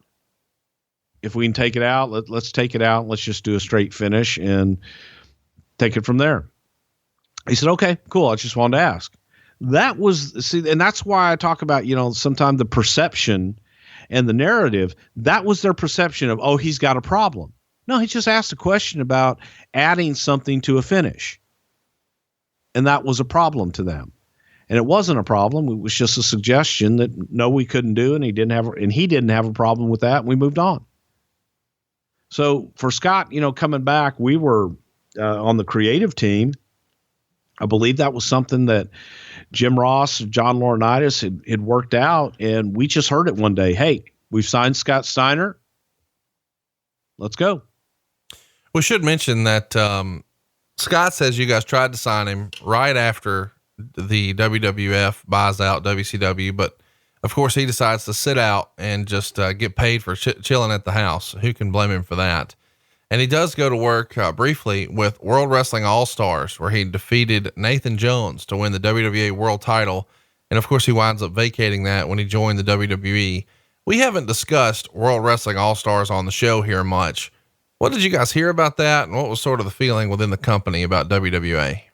There was absolutely no feeling in the company about WWA. It was just some guy trying to do something. There was no real threat of anything because they didn't have the money. They sure as hell didn't have the infrastructure to do anything. And it was a mess before it even started. So we talked about his debut a little bit, and I guess you could catch that in the archives as well. Survivor Series 2002. We'll touch on it again here briefly. Chris Nowinski comes out and cuts a heel promo in the New York crowd. Matt Hardy interrupts him. They're both playing to the crowd as monster heels, and they call the crowd losers and stupid and looped. And so Steiner comes out to a huge pop. He's bigger than a house. He beats them both up. And it feels as if he's debuting as a top guy here. We talked a lot about theme music at the very beginning of the show. The theme music here is very, very similar to the music that we heard that he used in WCW with the siren at the beginning. Do you recall there being conversations about what that might sound like if he comes in? There probably was. And, for the longest time until you just said that, did we not just use WCW music for him to come in? Well, that's what I wanted to ask is, it feels like it's almost identical, and it may not be. I'm sure one of our listeners knows. You're probably going to hear it under this show. But I guess my question is, that's not something Vince normally did. So to go back and use, the old music, and then before, in a prior lifetime, they had him use his name as Scott Steiner. It's almost like, hey, the presentation's great. Let's not change anything.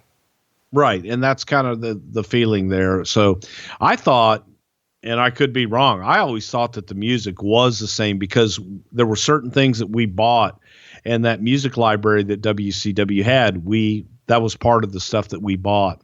So if you have it, people are going to recognize it, then why not use it? Yeah, no doubt about it. They recognize it for sure. Here's what the Torch said about the debut. Scott Steiner is likely going to be placed in the Raw squad in order to be a babyface challenger to Triple H early next year. With Brock turning babyface on SmackDown and Steiner as a babyface, there's a more urgent need for Steiner to fill a top babyface role on Raw. Like Michaels, but unlike RVD, Steiner isn't a long-term threat to Triple H. He's in his late 30s and has a physical ailment that prevents him from being a full-time franchise player. Again, a perfect opponent for Triple H in his eyes. What did you think about the dirt sheet sort of making the insinuation that this is a perfect opponent because he's no real threat to Triple H's spot backstage? I think it's silly. I think that, he was being brought in to work with Triple H. He was being brought in in a babyface role, and let's see what we've got. We didn't know. We weren't really sure of his physical ability at that point. Still, man, he hadn't been tested. He'd been out of the business for a little while. So we wanted to get him in the ring and see what we had there. At this time, are you guys putting guys through a physical before you would sign them to a contract or no?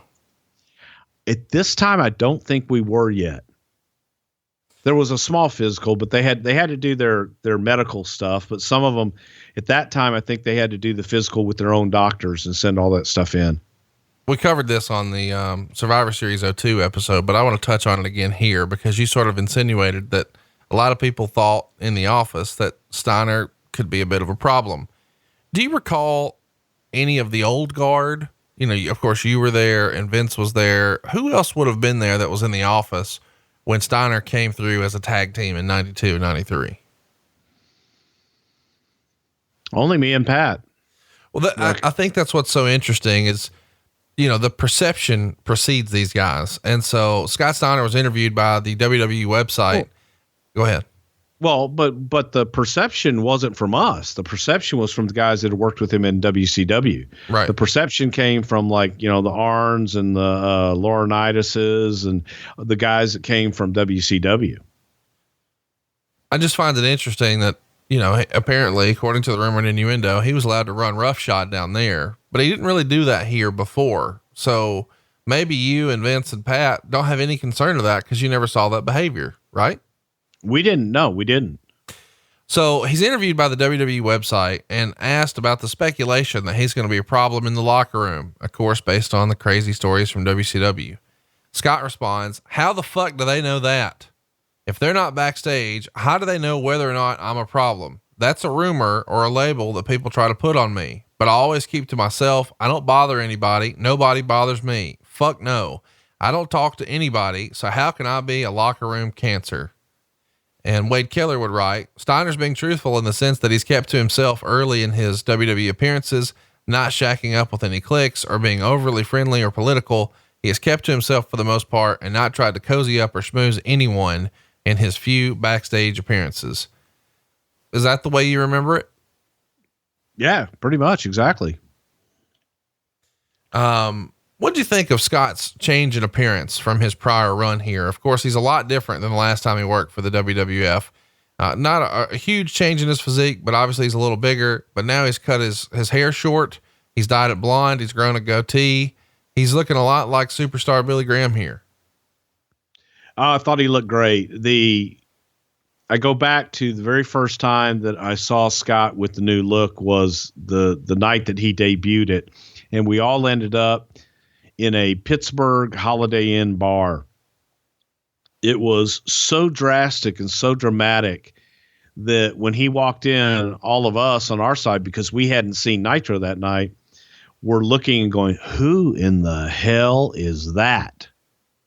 Because he looked like a star. He had the short hair and the bleach blonde hair and was just jacked to the max.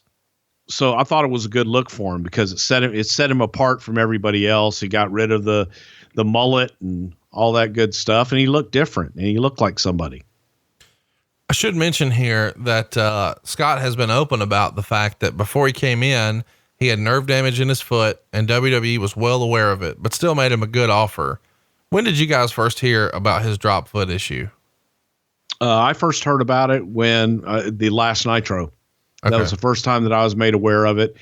And of course the guys like Laurinaitis knew about it because he had worked with him in WCW. When you find out about it at Nitro, are one of the boys chatting you up about that? Is Laurinaitis telling you that? How do you find out at that Nitro? Yeah, Laurinaitis and Arn told us about it, that he had this drop foot. And I think, there were always whispers around that he had this issue going on, but it really didn't seem to hamper him that much. Let's talk a little bit about when he actually comes in. They do a thing where both Bischoff, who was the Raw GM, and Stephanie McMahon, who's the SmackDown GM, are trying to get Scott to sign with them in their show. And Scott eventually chooses Raw. And Scott made some sort of sexual type advance at Stephanie, which she declined. What are your memories of that angle? Just something, we had done. It was similar to the, old Randy Savage, when Randy Savage came into the WWF years ago and all the managers vying for his services and who's going to be Randy's manager. Wanted to try and recreate that a little bit with Scott here, in that both general managers, Raw and SmackDown, wanted Scott Steiner on their show because when he debuted, it was a Raw. and SmackDown shared show on Survivor Series. So no one really knew, where is he going to end up? He didn't say it was Raw, didn't say it was SmackDown. So just to create that buzz as to, oh my God, where the hell is he going to end up? Did a lot of sexual stuff with Stephanie McMahon at that time. So it was a natural for the big booty daddy to do something with Stephanie.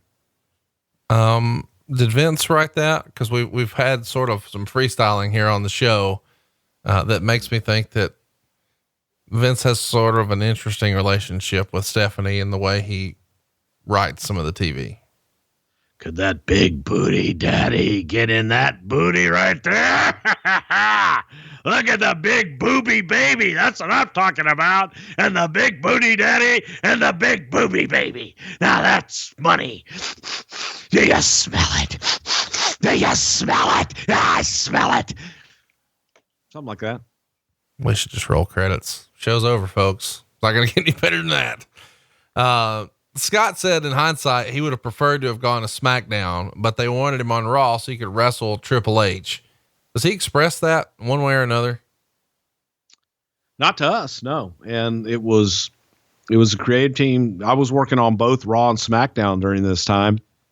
So it was pretty much him coming in and going right into a program with Triple H on Raw. So December 16th on Raw, they're doing Triple H Appreciation Night. This is the night after he won the world title from Shawn Michaels at Armageddon.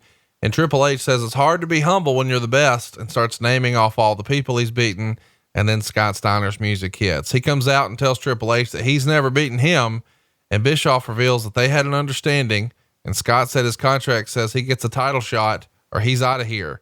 They go back and forth on the mic for a while before Triple H leaves. And a week later, on Raw, Triple H calls out Scott and challenges him to an arm wrestling match. Whose idea was the arm wrestling match? It was Vince's, and the philosophy behind it was going back to with Scott, man, so much of it was based on a lot of superstar Billy Graham and a lot of things that we had done in the past that had worked big time. So it was a way that Triple H and Scott can have a physical encounter without having a physical encounter. Get them in the ring together without having to have them beat the shit out of each other. So you build up, and it's almost like building up for a match to get to the arm wrestling. And it's just an old school tactic that really fit with two guys with this kind of physique. Yeah, it's funny that you bring up physique here too, because Triple H was known as the body guy in the WWE at the time. And especially when he comes back from his quad injury in January 2002, he's more jacked than ever. And then in comes Scott Steiner, and Scott winds up winning this arm wrestling match and slams Triple H's arm down 3 more times after it. So did Triple H express any sort of concern to not being, because this is something he takes a lot of pride in as a former bodybuilder. What's his feelings about Scott Steiner and the way he's made to look very quickly, losing this arm wrestling match in very dominating fashion? He's a heel. That's what heels do. So yeah, that was not an issue at all. That was the damn finish of the arm wrestling match. You're not going to bring Scott Steiner in and have him lose an arm wrestling match. So that not even remotely an issue. I should mention just, I skipped it briefly here. On December 14th in Jacksonville, Scott Steiner beat John Cena. That's not something that I thought I would have ever seen, that those guys really cross paths, but they did. So Jacksonville, Florida, December 14th. Let's talk about where we're going from here with Triple H, because we're clearly building towards a title shot. Wade Keller would write this in the Torch. He wrote, Triple H was scheduled to face Scott Steiner in their first singles match this past weekend in Honolulu, Hawaii. However, mainly due to Hunter's nagging leg injury and partly due to Steiner's lack of conditioning for singles matches, the January 3rd Honolulu match was changed to Steiner teaming with Rob Van Dam against Triple H and Batista. Hunter did the job in the match, submitting to Steiner after Shawn Michaels interfered with sweet chin music on Triple H, and the same tag match took place Sunday in Colorado Springs, but ended with RVD pinning Batista. Michaels was not a part of that match. Hunter and Steiner engaged in mind games, with Hunter mocking Steiner's mannerisms and then playing chicken to Steiner in the ring. Their actual wrestling exchanges were limited. Chat me up about this situation where allegedly they're not as confident in Scott's ability to work a singles match here, so they call an audible. Well, there was concern there because Scott wasn't in, he really wasn't in ring shape, and he was in great shape, but he hadn't been in the ring on a regular basis. So to protect him, they did tag matches just to make sure that, he could tag in and out and get the best out of him. He just wasn't ready. Who has these concerns and who's saying he's not ready? Is Triple H saying, man, he's not ready? Triple H is saying it. The agents are saying it. And you can just watch, the matches. He's running out of gas a lot faster. And, he's a step off. So he's got to and that's strictly from being, goddamn, he was out for a long time, and now he's coming back in, and now he's going back into a regular schedule. And unless you're in the ring working, 3, 4, 5 times a week, it takes a while to get your ring legs back under you. Which explains why you're not putting him on TV a lot in matches. You're doing arm wrestling and what you would do on January 6th, which is a pose down, old school Rick Rude Ultimate Warrior style. This time though, with Triple H and Scott Steiner. Of course, Triple H picks the judges and they vote for him to win, and they all attack Scott afterwards, but he quickly gets the better of them. What do you remember about the pose down on Raw? Well, it was something that you could do that we knew. Again, stealing more pages out of that superstar Billy Graham playbook. And you go back and you look at the stuff that Billy Graham did with Tony Atlas and different things through the years. This was that old time, two big muscle heads coming together and they're going to collide. So you go after what they both take pride in, their body and how they look. And this was an opportunity because Steiner looked great, man. Just don't shoot the legs. And, the pose down was a way for him to make him look great and come out on top. There's a line in here, I believe, where Triple H says something like, "You're built for show, I'm built to go." Was that the way the locker room sort of looked at it too? Or is that Triple H sort of convincing himself that, hey, no, I don't look as good as that, but I can still wrestle and this guy can't wrestle. So I've got the better body for wrestling. Well, yeah, that's something a heel would say when they lose. Well, but I'm talking about real life, brother. It was written for him by a writer. So Triple H wasn't in on the writing at the time? No. Okay. All right. I guess what we read all these years about him being in on the meetings is bullshit. January 13th on Raw. No, he was in on production meetings. He was not in on creative meetings. Okay. They're supposed to do a bench press competition. I'm sure this was written for him as well. Steiner says he's going to warm up with 585 pounds, and then Triple H comes down in a suit. They go back and forth on the mic a few minutes, and then Scott comes down to the ring and they start to fight. Steiner rips off Triple H's clothes down to his underwear, and Triple H leaves. This is very old school Ricky Steamboat, Ric Flair, is it not? This is old school. I don't know about Did Steamboat and Flair do something like this? Okay. Royal Rumble 2003, January 19th in Boston. I'm just going to keep reading results and you're going to say, no, Triple H was great. I don't know what this is. I didn't say Triple Scott H was Steiner's great. I I asked you a question. A lot of guys have done the clothes rip off thing, and Ric Flair's made it famous. And Triple H's favorite wrestler is Ric Flair. Okay. Scott beat Triple H by DQ at the Royal Rumble. Of course, we remember that. So Triple H retains. Here's what Keller wrote of the match. Just before their match, Triple H faced off against Scott Steiner. Steiner, whose house shows have received poor reviews from those in attendance, showed that he isn't physically capable of carrying his end of a match at this point in his career. The stereotypical assumption would be that a rough and cynical Boston crowd would love Steiner's self-absorbed tough guy attitude the same way New York Giants fans love talented but bonehead rookie Jeremy Shockey. Instead, once Steiner showed he couldn't deliver by moving around the ring gingerly and looking shaky during suplexes, the crowd ate him up. Triple H's body looked good, but the price he is paying for his obsession with bodybuilding is taking a toll on the health of the company he earns paychecks from. His injuries, not at all unrelated to his obsession with being as big as possible, have limited his ability to carry someone with Steiner's limitations. Triple H's obsession with only wrestling proven name brands and main events, rather than taking pride in elevating up-and-comers, is taking a toll on the quality of his big matches and therefore his drawing power.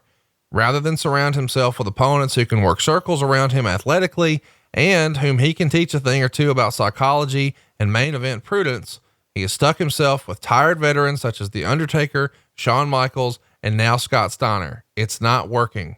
The booing of Steiner didn't stop once the match ended. After the match, when in character, he threw the title belt on Triple H's body and the crowd booed. When Steiner raised his arms to get cheers from the crowd, they booed again.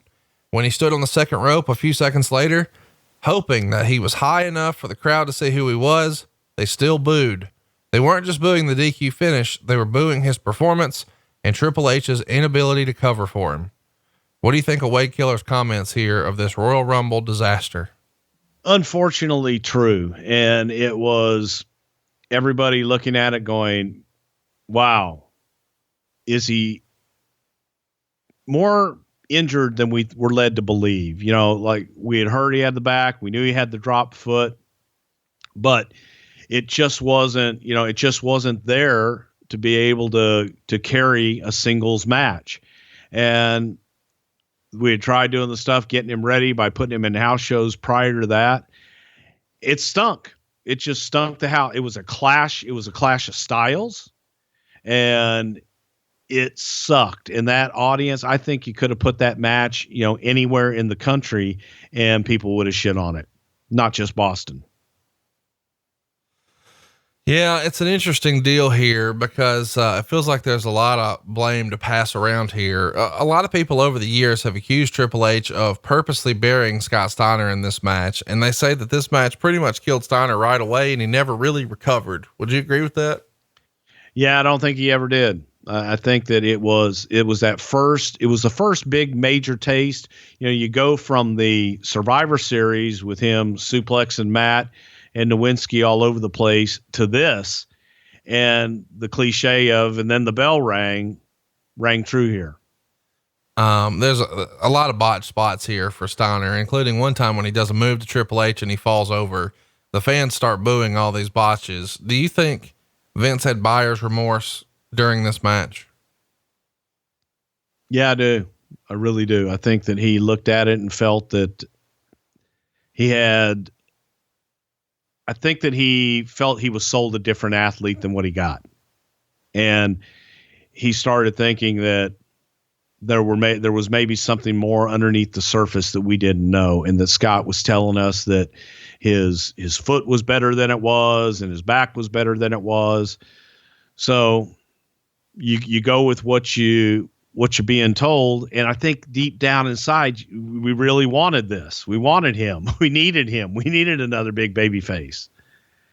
And it's like, shit, it's not there. When the guys come back through the curtain, what's Vince saying to them?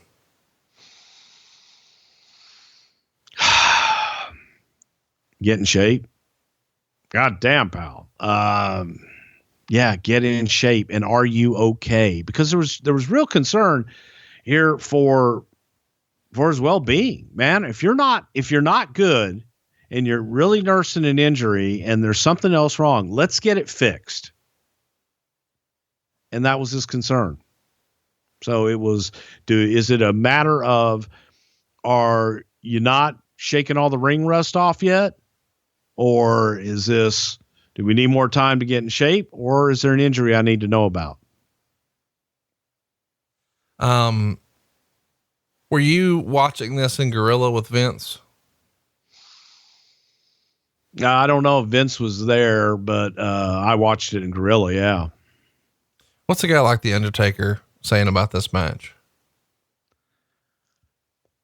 I think all the top guys that are hoping that Scott's going to come in and be able to do something are saying, damn, he's not ready. It won the Observer's worst match that year. And Scott says soon after this match, WWE asked him to take a steroid test. And he said he'd be happy to, just as long as Triple H comes and pick him up in the limo and they'll go do it together. Of course, that didn't happen. Do you know if there's any truth to that? I've never heard that. You've never heard him say that, or you didn't know that you guys asked him to test after this? I don't know if they asked him to test, and I never heard him say they go on limo together or anything like that.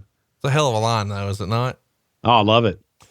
One of the questions I've had here is when I hear about a guy being tested like this, like we've heard through the years on the WCW side that they signed Ray Traylor to a bigger contract than they really should have, and they regretted it fairly quickly. It was one of those bar deals where somebody got a hold of Bischoff after he'd been drinking and he made some promises maybe he shouldn't have, but they're still honoring it. But the way they're trying to work around it is they test the ever loving shit out of Traylor, hoping they can pop him for something and therefore have an out for his contract. Do you remember Vince ever having buyer's remorse like that and saying, well, just test him because we know there's an out? In later, at that time, no, we couldn't, because we had it was an independent test where it was administered by a third party. So we had no hand in the test by this point. Well, hang on now. You said in later years there, so you started a story we need the finish of. No, I'm saying that in later years, because of those kind of accusations and things like that, he completely removed himself from it. Whether people will always going to say that. Okay. But did it happen back in the day then? Maybe it's not happening in this era, 80s, 90s. As far as Vince thinking that there were drugs, yes, absolutely. If there was suspicion or there was reason for cause that they thought that somebody was on drugs, hell yeah, you test them. Definitely. Scott's working a lot after this. On January 20th, he works with Batista and gets a win by DQ. He's teaming in Seoul with Kane to take on Triple H and Batista. He gets a win over Christian in Tokyo. And then on Raw, he gets a win over Chris Jericho to become the number one contender for the world title on February 3rd. I find that kind of interesting that he's still in number one contender matches. It feels like at this point, the contract and the reputation is what's warranting him there, maybe more so than performance, right?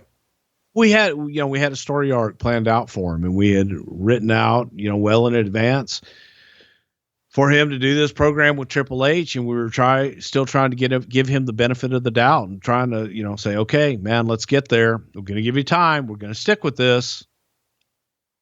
So we stuck with it. The Torch wrote, the only event that even fell into the same league of embarrassment as the anniversary special was Steiner's pathetic performance at the Royal Rumble.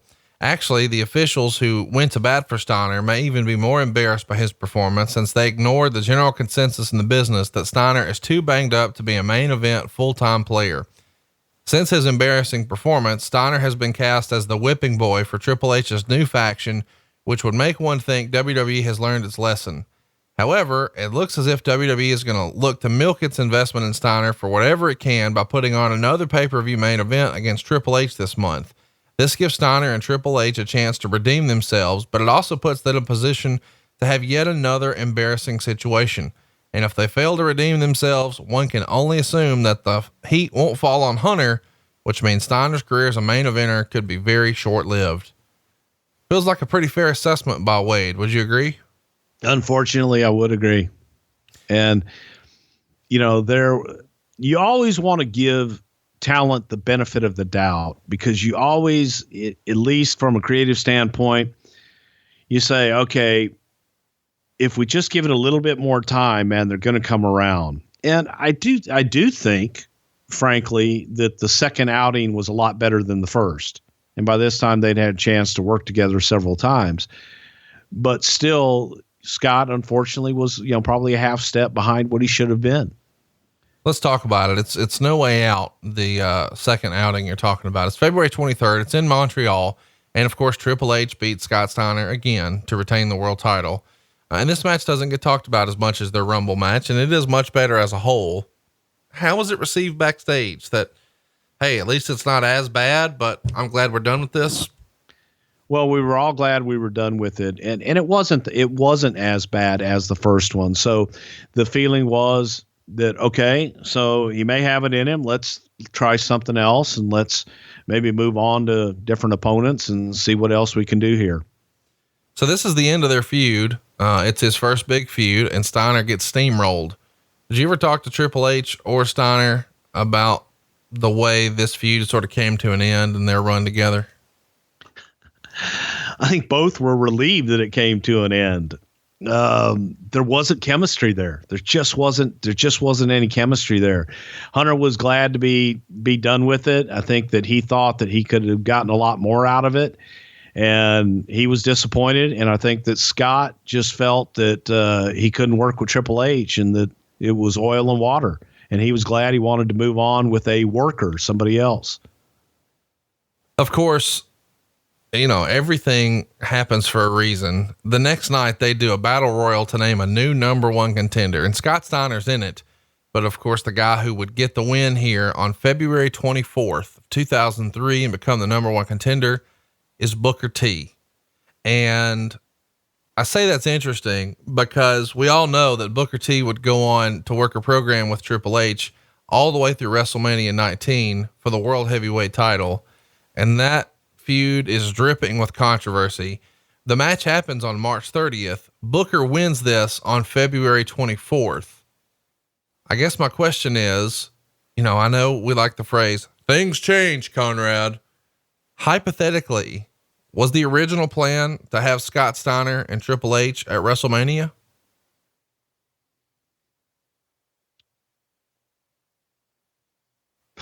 I'm going to give you a Tony Schiavone.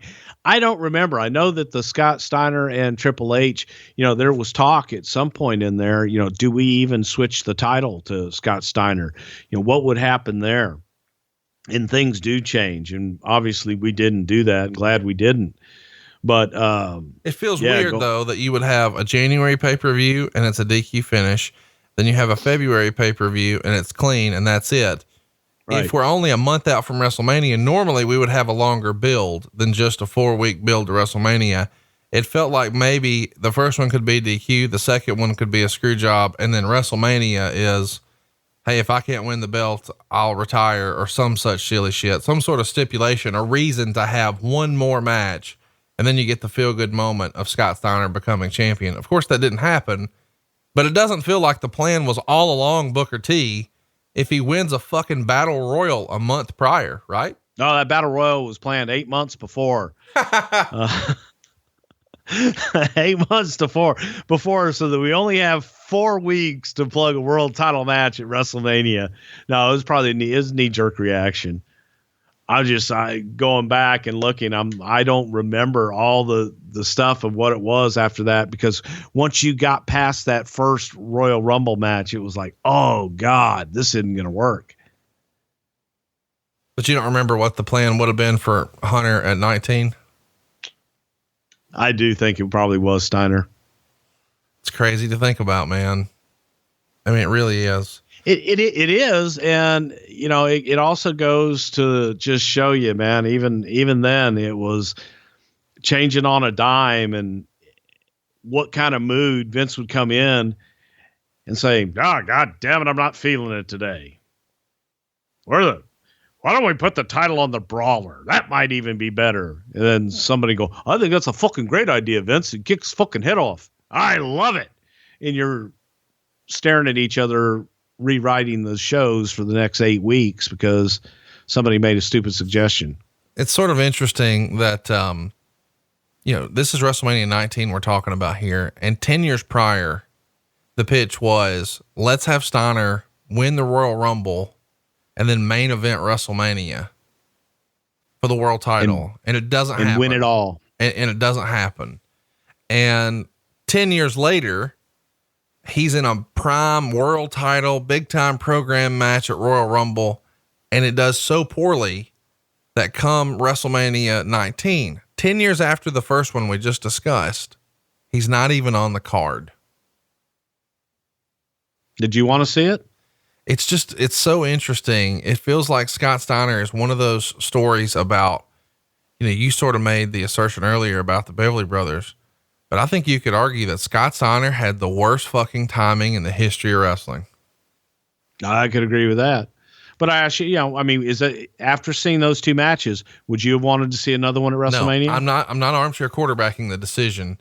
I'm just saying it's interesting how he was supposed to be, you know, based on the Office push, they wanted him in a big spot at 9. And then they wanted him for the world title at 19, 10 years later. And it happened neither time. Exactly. Of course, after this, and I don't mean to disparage him at all because I'm a big Lance Storm fan, but after working with Triple H in the main events, he's working with Lance Storm on the Loop and Christian and Chris Nowinski. And I'm not disparaging any of those guys, but it's certainly a level down from pay-per-view main events. How is this received by Scott Steiner? I mean, it's a clear message to him and the rest of the locker room. He's no longer a top guy, right? Well, I don't think he was really happy about it. I think that Scott wanted to be, immediately put in a different program with somebody different. But I think the abruptness of, wow, this didn't work. Now you got to change plans. Now you got to change plans, and it takes time because other people are already in different programs. So let's keep him out there. Let's keep him working so that hopefully this ring rust or whatever it is can get knocked off. And hopefully we can find somebody that he does have chemistry with that we can do something with. March 17th, they do a Raw in St. Louis, and we see Christian and Chris Jericho team up to beat Scott and Test. And Test, of course, has a manager in Stacy Keibler. She gets knocked off the apron and falls into Scott's arms. Test is, of course, distracted by this and gets pinned. Eventually, that sets up a feud in the future for both of these guys. Whose idea was it to put Test and Scott in a feud? I believe that was Brian Gewirtz, who, he was a fan. He was a fan of all those guys, and adding Stacy to the mix, hopefully was going to dress it up some. No doubt. April 14th, Chris Nowinski and Scott Steiner engage in an in-ring debate over whether or not the United States should have invaded Iraq. That's a real sentence I just read. And then Nowinski calls out 3-minute warning who help attack Steiner. Whose idea was it to have Scott Steiner in a debate? Because that's fucking hilarious.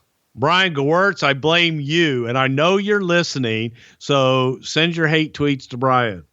Well, listen, I think it's hilarious. I mean, it was hilarious. I'm a big fan of Scott Steiner's promos, and the way he mispronounces words when he's really fired up. You're out here trying to get simpy from the people, and I've got a 141 and a third chance of winning. I mean, just there's so much ridiculousness that is in a Scott Steiner promo. I'm a super fan of that. You guys are working. He does math too. He does. It's tremendous. It's sort of interesting to see how he's bouncing around here. Test gets a win over him in Ontario. La Resistance beat Scott and Test together. We haven't talked a lot about La Resistance. I don't know when we will again. What can you tell us about Rene Dupree and Sylvain? Oh God. I like Rene Dupree. Rene Dupree is a product of Too Much Too Soon. He was 19 years old. His father was Emile Dupree, the famous promoter and wrestler. I remember Emile Dupree as a wrestler as a kid, but from Nova Scotia and the Maritimes. So Rene had the size, the look, man, he was French, not French Canadian, and just had it all, man. I mean, he just had it all. And it was we pushed too hard too soon. He wasn't ready for it. And then the idea to kind of get him introduced to the audience was to put him with Sylvain Grenier, I believe is his name. And Sylvain, in my opinion, just never had it. But Vince liked him because he took a hell of an ass whooping from Chris Jericho in Montreal one time. And I mean, took a hell of an ass whooping backstage and didn't complain and came up right afterwards and thanked everybody. And Vince was like, God damn, I love him. And made him the evil referee. But Sylvain didn't, I just don't think he was right for this business. And Rene Dupree, because he was young, very naive, had never really been around locker rooms and things like that, man, he got blistered and he reacted wrong to things. Had never been ribbed, had never really been in a lot of social situations, but a really nice kid. Just too much too soon. You're going to be mad here, but I guess I should ask. Lots of rumor and innuendo that Sly dated Pat Patterson. Do you want to address that? I don't know if he did or not. During the time, Louis was gone during this time. He was from Montreal, so of course that assumption is going to be there. So because they were friends and because Pat traveled with him, of course people are going to say that. To say yes or no, I can't tell you that. I never went on a date with him. Well, did you ever have conversation with him, or did you rib him about it? No, I never did. Were the boys ribbing Sly or Pat about it? I don't know if they ribbed Sly about it, but see, Sly, because like I said, Sly wasn't made for this business. And Sly got a break because his friendship of Pat being in the right place at the right time, that I needed somebody to get the shit kicked out of him by Jericho. He was there. He was right there. I mean, it was a moment where Vince said, what if he beats the shit out of somebody backstage? I said, okay, great. And I said, you work, right? He said, yes. I said, okay, let's go do this. And Jericho just killed him. And Vince was like, oh my God, what a great ass whooping. God, and he sold so great. The reason he sold so great was because he had shit to sell. Jericho beat the shit out of him. And then the rest of it was Vince. So, but the fact that he was French Canadian from Montreal, he hung out with Pat. Of course, there's going to be rumors there. But you're calling bullshit on him. I'm not calling bullshit on him. I'm saying that do I know? Do I say that Pat Patterson, that was his, they went out? I have no idea. I went out I had drinks with him. Does that say that I dated him? You've often said that Pat Patterson's one of your best friends, and now you're not sure who he lives with. Like there's a rumor they lived together for a while. Oh my God. I have no idea if they did or not. If they did, that was news to me, secret to me. So you're saying Pat would kayfabe you about his relationships? I never had a discussion with him about who the hell he lived with or who may or may not have lived with him after Louis passed. As far as I know, he lived alone. He lived with his sister.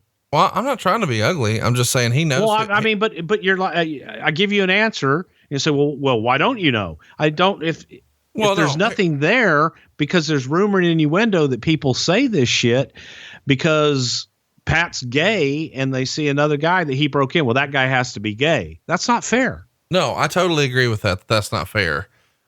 But they traveled together, and according to the rumor and innuendo, they roomed together and once upon a time lived together. Well, you and I are friends in real life. You know who I'm dating. It's not a secret. So yeah, I don't know if he ever lived there with Pat. No, I have no idea. Pat lived in Montreal during the summer and Fort Lauderdale during the winter.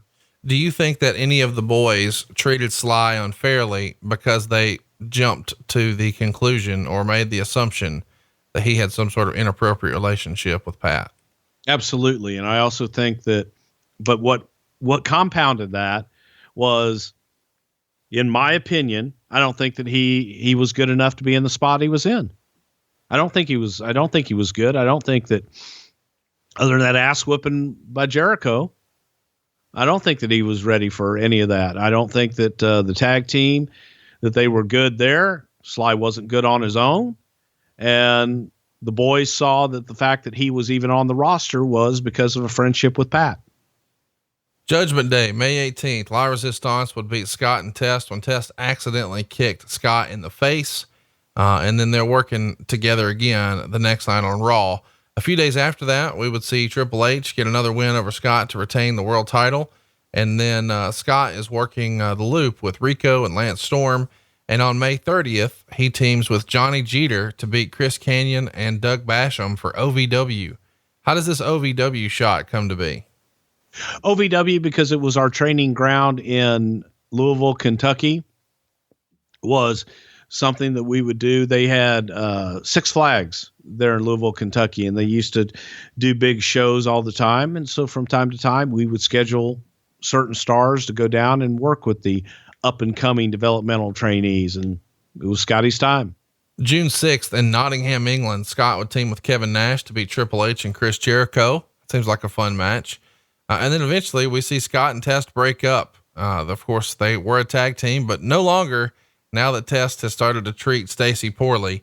Big Booty Daddy's having nothing to do with that. So Bad Blood goes down on June 15th. And the deal here is the winner between Scott Steiner and Test is going to earn Stacy's managerial services. Of course, Scott gets the win. There's a fairly memorable moment in this match that's become wrestling legend. At one point in the match, Scott tries to jump off the apron onto Test and just falls on his face. Test tries to cover it for him.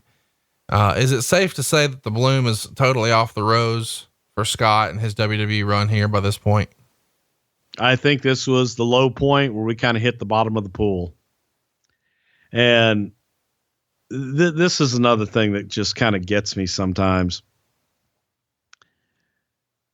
The reaction of people that would watch that. And I think most people, when they watch it, would laugh at it and go, look, he fell flat on his face. It was terrible. I mean, it was terrible. You're grinning ear to ear as you say that. No, because I look at it differently. It was so sad because you don't want that. You look at somebody and you go, God, man, here was the guy that I want to make WWF champion. Here was this guy that had done so much, an incredible athlete.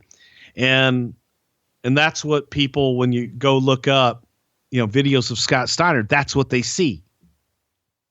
And, it's not fair, but yes, that was hitting the bottom of the pool. They do a no DQ match on Raw on June 30th, where Test of Jericho beat Scott and Stacy Keibler. How did Stacy like working with Scott? She liked it because she was working with Test, and her and Test were dating at the time. So she was having a good time during this run because her and Test were an item. I gotta say, is Stacy Keibler the most Roll Tide in the history of WWE at that point? I will tell you about the first time I ever saw Stacy Keibler in person was at the last Nitro, and Jerry Briscoe and I called Vince. We went in the production office and said, Vince, if we don't hire one person out of this entire company, we have to find something for Stacy Keibler. She is striking, and you'll go crazy if you see her in person. Television doesn't do her justice. To see her in person, just and probably, the smile and the nice personality and everything else, but outstanding. And Vince's reaction to her was? Which one is she? He didn't know. Once he meets her, though, is he as enamored as you thought he might be? Yes. Yes. Boy, this Good is God, look at those legs. They go on forever. Bruce, get Billy Gibbons on the phone. They're redoing that song they do. The one about she's got those things. Yes. Yeah. True story. What, he asked for Billy Gibbons for real? Yeah, I did pitch Billy to do another video with Stacy for legs and redo legs. That's awesome. July 7th, we see Scott is now wrestling on Sunday Night Heat, and he beats Ruffy Silverstein. What's your favorite Ruffy Silverstein match? The time that he worked with the Golden Terror in Liverpool. That's the main event anywhere in the world.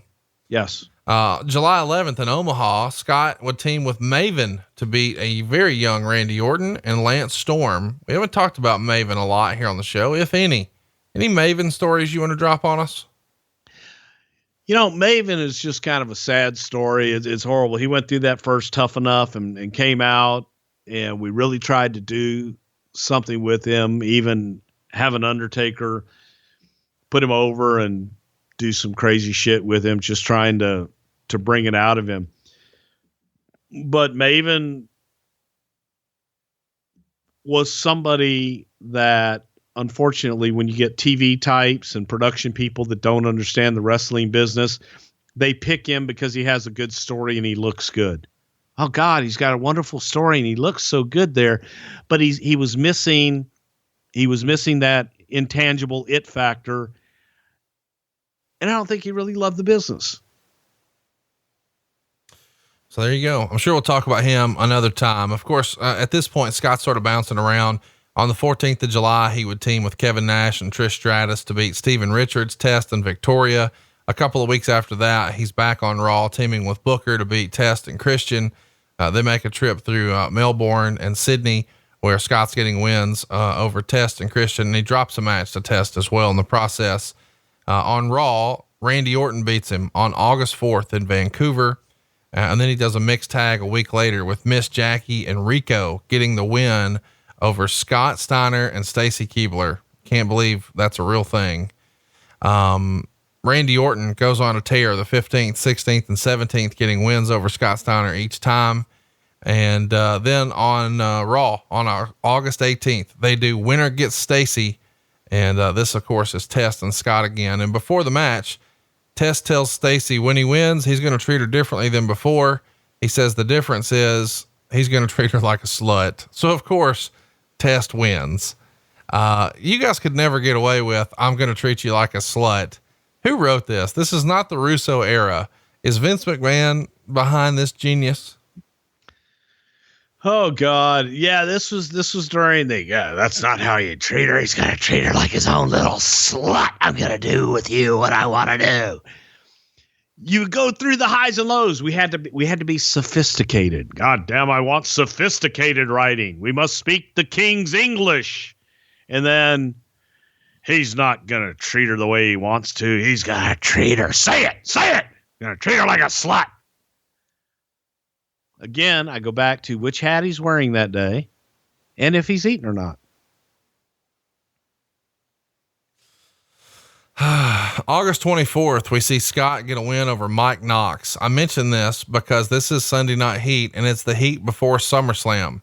So this year, the year of his debut, after main eventing for the world title with Triple H at Royal Rumble, he's not on WrestleMania or SummerSlam. That's got to be a major income situation for him, is it not? I realize he still gets the downside, but if you're not on the two biggest shows, you're not having a banner year financially either, are you, Bruce? I'm sure he was having a good year, but you're right. No, it wasn't a banner year financially, I think, for what he was anticipating, for what he was really hoping for. And it wasn't what we were hoping for out of him either. Kind of, it works both ways there. And it just wasn't, it wasn't working. Scott gets wins on all the house shows over Test in late August and early September. And they even do a shot through Huntsville where Scott gets a win over Steven Richards. Let's fast forward to the 21st of September. It's Unforgiven 03. The gist here is if Scott wins, he gets Stacy back. But if Test wins, Scott becomes his manservant for 30 days. Well, Test wins after Stacy tries to help Scott, but it backfires. And Test requested that the team be put back together. Any memories of how this comes down? Yeah. What the hell do we do with them? Well, they were better when they were together and we had Stacy there to play with. You're right. Put them back together. How fucking stupid is that? Pretty fucking stupid, man. And it's salvaging. And sometimes, you heard the term, you got to fish or cut bait. And we in my opinion, we were doing nothing. We were doing neither. Just kind of trying to make it come along, keep coming. Yeah, we're running out of steam here, and it's an interesting time in the company, especially when I can break out a name like this. September 22nd, he gets a win on Heat over Crowbar. That's not a name that I thought we would be covering today. A week later, Devon Storm. You got a Crowbar story for us? I love Crowbar. Let me put it this way. I love Devon Storm.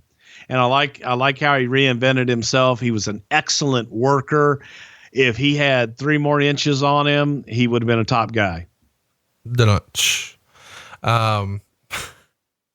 like Thank you for doing that. There's 4 or 5 ways I could go given the conversation we just had, but I'm going to keep going. Go for it. So, no, we're good.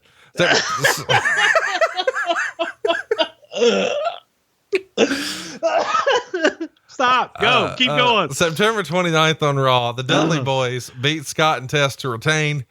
Scott turned heel on Stacy after the match and hit her with a belly-to-belly suplex.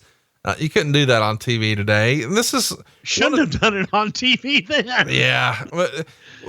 Was she scared to take this move? I mean, Scott's known to injure some folks here or there. You know, he would argue never intentionally, but he took care of her here, I'm sure. But how did Scott feel about doing it? Did you guys have to sell her on it? I mean, she really wasn't brought in to be a wrestler. No, she wasn't. But Stacy was she was a player, and she was willing to go with it. And she trusted Scott. And I will go on, and say, I do believe Scott Steiner when he said, yeah, they may have hurt people, but never intentionally. Scott's sort of all over the place as we're winding up the career here. On October 6th, he gets a win over Spike Dudley. He actually loses to Rob Van Dam a week later on October 13th. RVD got a couple more wins over Steiner as well. And then we see Booker T teaming with Maven to beat Scott and Jericho on house shows. On Raw, though, Scott and Jericho would get the win over RVD and Lance Storm. And then we do a series of elimination matches with Rob Van Dam, Booker T, and the Dudleys beating Scott Steiner, Mark Henry, Chris Jericho, and Christian. We get to Survivor Series here, and we'll see that Scott is on Team Bischoff, and he's teaming with Randy Orton, Mark Henry, Chris Jericho, and Christian to take on Team Austin, which is Shawn Michaels, Rob Van Dam, Booker T, and the Dudleys. I'm sure we're going to cover this pay-per-view at some point in the future, long form. But the gist here is if Austin's team wins, he gets the restriction taken off of him that he can't touch anyone unless provoked. And Bischoff's team, if they win, Austin has to step down as the co-GM of Raw. In the match, Scott didn't eliminate anybody, and he is eliminated by Booker T. Randy Orton goes on to win the match. Any memories of this storyline and this whole Austin Bischoff co-GM thing? Can you say convoluted? Yeah, there's a lot of shit going on here, but I really enjoyed Bischoff and Austin. I felt like they had a natural chemistry. And Austin and Eric, those two together, it was during a time, Steve was doing stuff in the ring, and they had chemistry. So it worked, and it was a lot of fun. It was like Steve and Kurt Angle back in the day, or Steve and Vince, where we had a general outline of what the hell we were going to do, but I just left it up to the talent, and we would just have fun with the shit and move on from there. So, but it was just, good God. Sometimes with Steve, things could be so convoluted because Vince would add in a stipulation on top of a stipulation on top of this, on top of that to protect Steve. November 17th on Raw, the Dudleys beat Scott and Test. In Detroit, a few days later, Devon and Hurricane would team up to beat Scott and Test. The following week on Raw, there's a Singapore Cane match where Scott and Test beat RVD. And then we get to Armageddon 2003. It's the World Tag Team titles. This is Tag Team Turmoil, and we would see Steiner and Test be eliminated by the Dudleys. Flair and Batista wind up winning the match and the tag titles. And on Raw on December 1st, Mick Foley fires Scott and Test, and he's firing them because they're mistreating Stacy. Of course, once upon a time, it was just Test that was mistreating her, but now it's both of them. So Foley fires them both, and now Stacy is free from being their manager. On December 29th, RVD beats Scott, and after the match, Austin comes down and keeps asking Steiner to hit him. He finally did, which means Austin was provoked, and he got up and beat Steiner. Austin then stunned Stacy because she didn't like his beer. What's up with all the beatdowns on Stacy? Did she piss somebody off in the office? It feels like she's taking stunners, and, the whole stuff with the Dudley boys. We know how that went. We got a belly to belly suplex. Did Stacy have heat? Absolutely not. No, she was enjoying it at this time. And I guess, she was enjoying bumping. She was enjoying all of this mistreatment.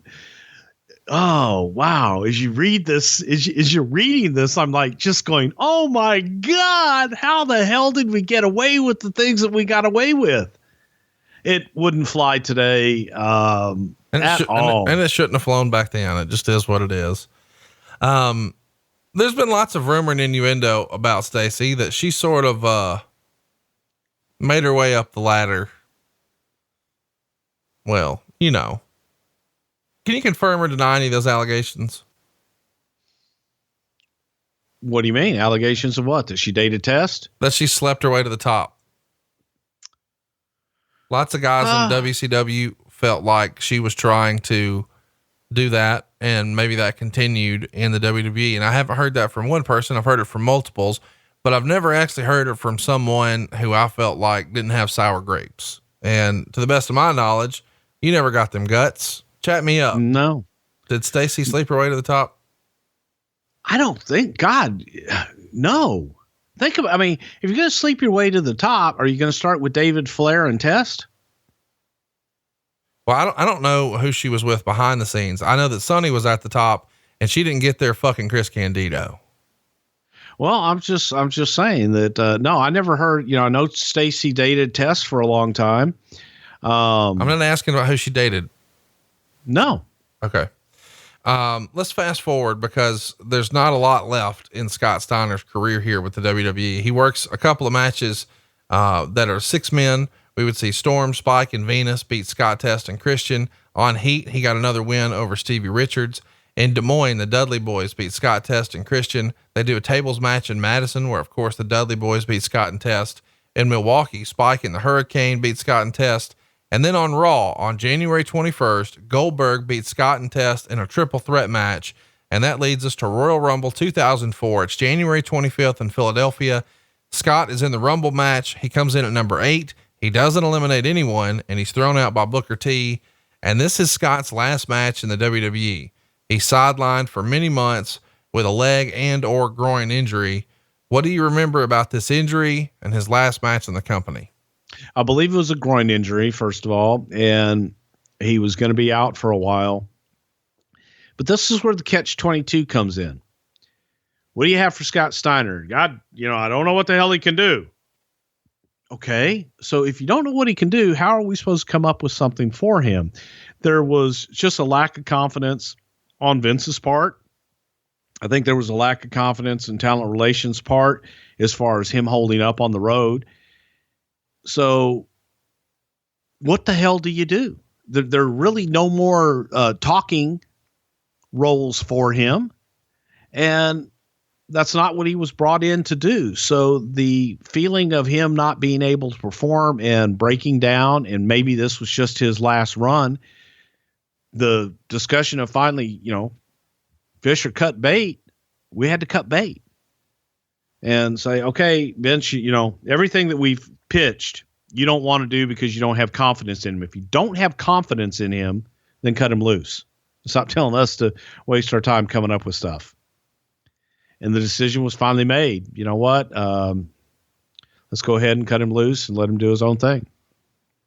On May 16th, the Figure 4 would report that Scott was cleared to wrestle, but he wouldn't be brought back to TV because creative had nothing for him. They reported this in May. Do you remember when you guys actually said, "Hey, we don't have anything for you"? Yeah. When we had that discussion with Vince, once he was cleared, and if he was cleared in May, then that's probably when that discussion took place, because when he was out, and for a groin injury, a lot of times you just don't know, man. Sometimes they take a while. It could take 3 weeks. It could take 3 months. And we have to wait till they're cleared. Once they're cleared, out of sight, out of mind, come up with something. We don't have anything. How does how does Scott take that news? I didn't give it to him, and I didn't talk to him afterwards about it, but I would venture to guess that, man, he was probably relieved, because I don't think the run is something that he was proud of and something that he could look back fondly on. It was a tough run for him. And coming in, he wasn't the Scott Steiner of old, and probably for him, it was probably a relief to get off the road. The rumor and innuendo is that the actual release doesn't go down until August. So when he's on the sidelines from, say, January to either May or August, depending on what you believe, is he just getting a weekly check for his downside guarantee just to rehab? Yeah, probably so. Yeah, they're taking care of him during that time. It's an interesting end to a pretty spectacular performer. Of course, though, we should mention, you had an opportunity to work with Scott in TNA, and I want to touch on that briefly. But before we do, now that we've kind of put a bow on his WWE career here, what did you think of Scott's run? How would you describe it? His last run at WWE? Yeah. Absolutely terrible.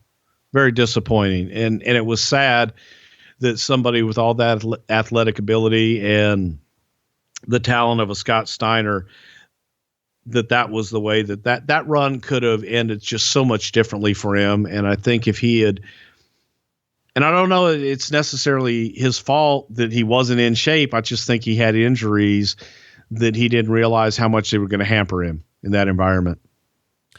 I still think he's one of those what if scenarios where the timing of everything, if that guy would have been in that Lex Luger spot in 93, the business may be forever different. Don't you think? Yes, I do. And yeah, it would have been a lot different. Imagine an Attitude Era Scott Steiner, in early 98 with DX running around and Shawn Michaels and The Undertaker and Stone Cold and The Rock. Holy shit. That just would have been unbelievable. Of course, it wasn't to be. You worked with him again though in TNA. And, we've got a couple episodes on TNA in the archives, and episode 1 of our TNA duo is still one of the most downloaded shows in wrestling podcast history. Go check it out.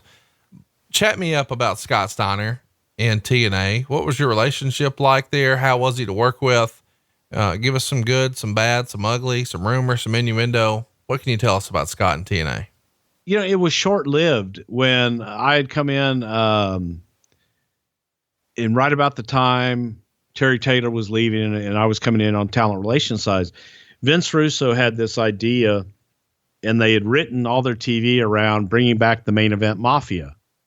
And bringing back the Main Event Mafia, they were going to do this whole thing with Flair's group. I even forget what the hell they were called, but it had AJ Styles and Bobby Roode and everybody that's up in WWF now. So I guess Terry had contacted Scott Steiner, had Scott coming in. They had contacted Kevin Nash and Booker, and they're doing all of this stuff contingent on these guys said, according to Booker, he never agreed that he was going to come in. According to Nash, he didn't agree that he was coming in, but Russo continued to, I guess, write and do everything as if they were coming in. The only guy that came back was Steiner. And when he came back and Booker and Kevin Nash didn't, Russo was left with, what the hell do I do with Steiner now? Now I've got Steiner. And he wrote some things for Scott. Dixie would not allow me to put Scott Steiner under contract. He had a nightly deal. That's the only way that she wanted to do anything with Scott. Never was explained to me why. Thought, well, hell, if we're going to bring him in, we're going to put him on TV, we're going to invest anything in him, I'd like to know how long I have him for. And Scott wanted a contract, but I was never able to give him one. I was only able to give him nightly deals, and he was unhappy with that.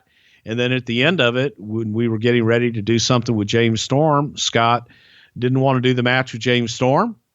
And Eric and I were standing there, and Eric said, okay, well, then we don't have anything for you. And Scott left, and that was the end of it. But then, of course, he went on Twitter and a lot of ugly things. And I just think it was timing and everything else. I'd never had a problem with Scott Steiner ever up until that one day. And it wasn't really a problem. You don't want to do it? Don't do it. Great. Right. Well, let's get to some Facebook questions. Of course, next up, we've got Edge next week on the show. And if you'd like to ask a question about Edge, man, jump on Facebook and ask. It's facebook.com/something to wrestle. Bruce, we're going to rapid fire these. Are you ready? Ready. Eric Cordaway wants to know, how scared were guys to take the Frankensteiner? Nothing scary at all about taking the Frankensteiner. Easy bump all day long. I take it twice on Sunday. Tristan wants to know, did anyone ever complain about the Steiners taking liberties with them or being too stiff? Did it ever lead to a shoot fight? See, again, I think that's just rumor and innuendo. Their stuff was stiff.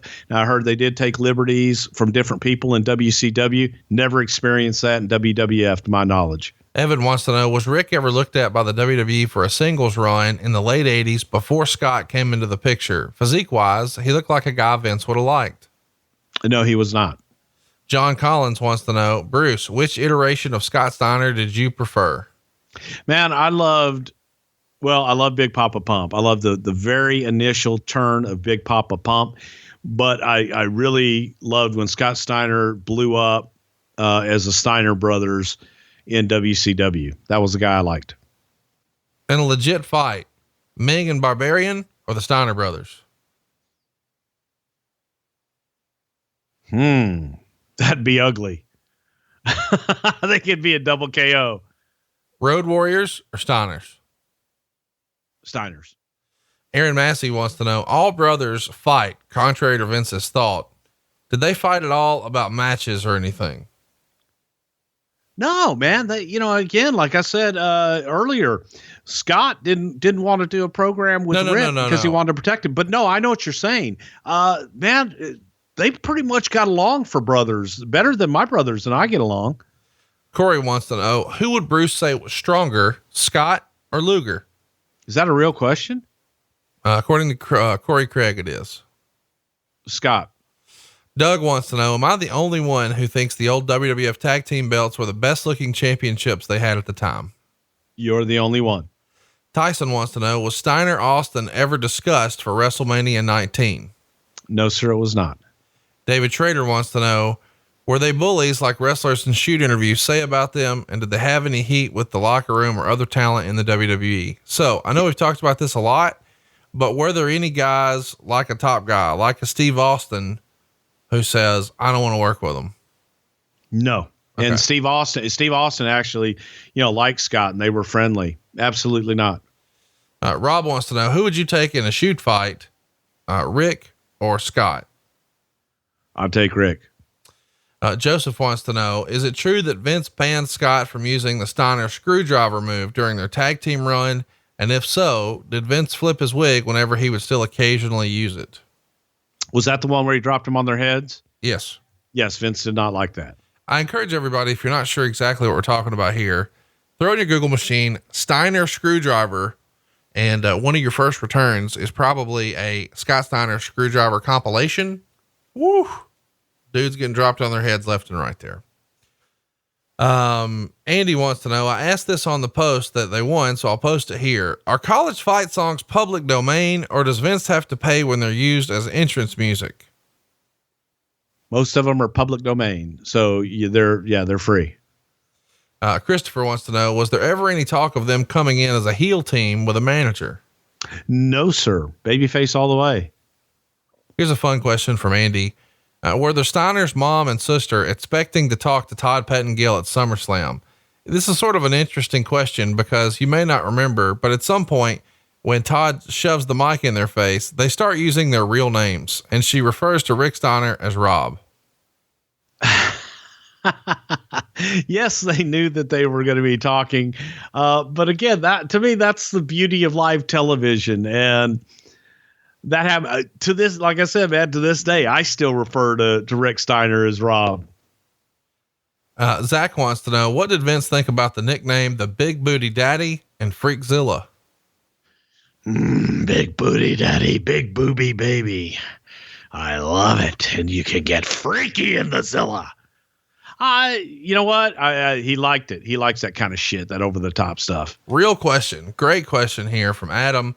Do you think the Steiners would have challenged for the WWF tag team titles at WrestleMania 9 if Hulk Hogan hadn't come back? Yes. I mean, yeah, that's once again, brother. Thomas wants to know, I've already asked that. Andre wants to know, who cut more unintelligible promos in their prime, Scott Steiner or Ahmed Johnson? Okay. Unintelligible was Ahmed. More entertaining was Scott Steiner. JP says, I've heard Scott has gotten physical with fans. Did you ever see that?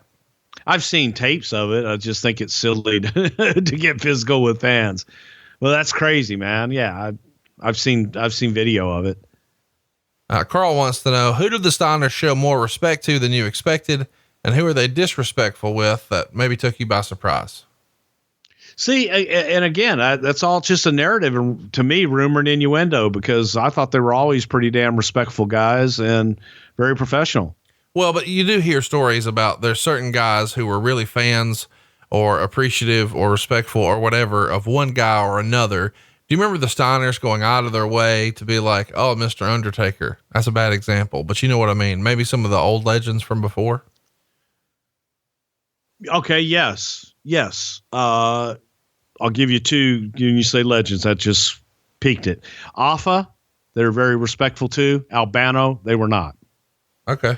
There you go. This is pretty funny. Steven wants to know, what exactly is a big bad booty daddy? He's big and he's bad. Can you explain that one to me?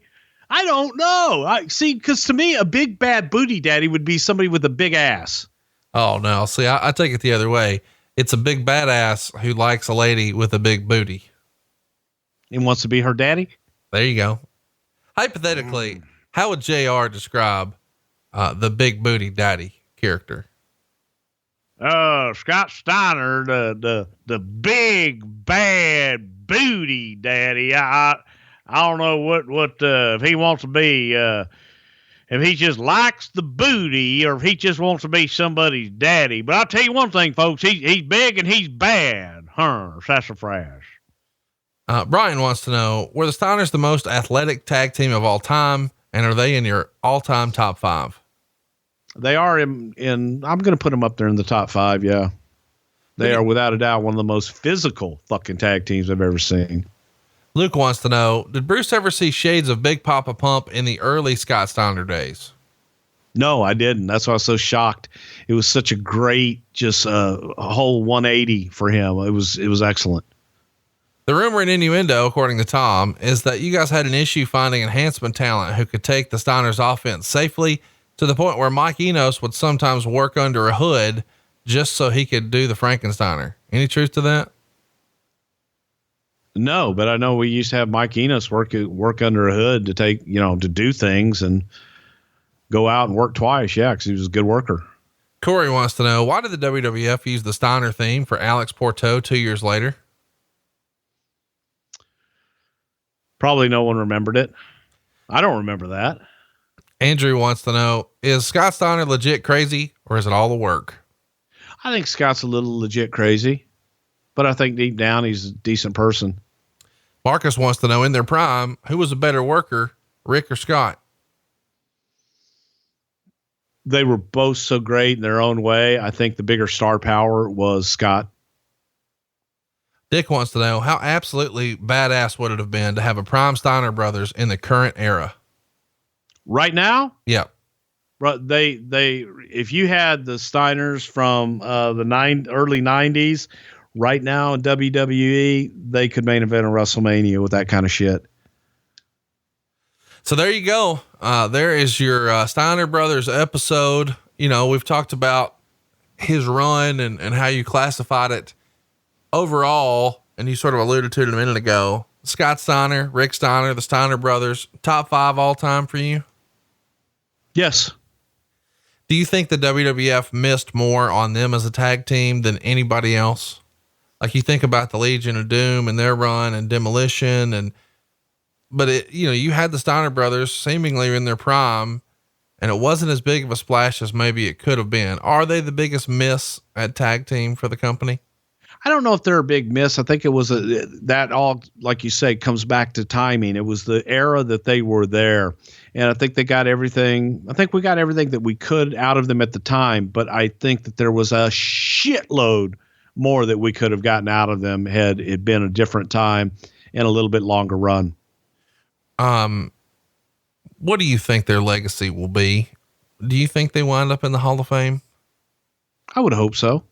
I think both those guys deserve to be in the Hall of Fame. Tremendous athletes, and they definitely contributed to the sport. Given the way that, Triple H has made those or Steiner has made those statements about Triple H, come pick me up in the limo and we'll go steroid test together.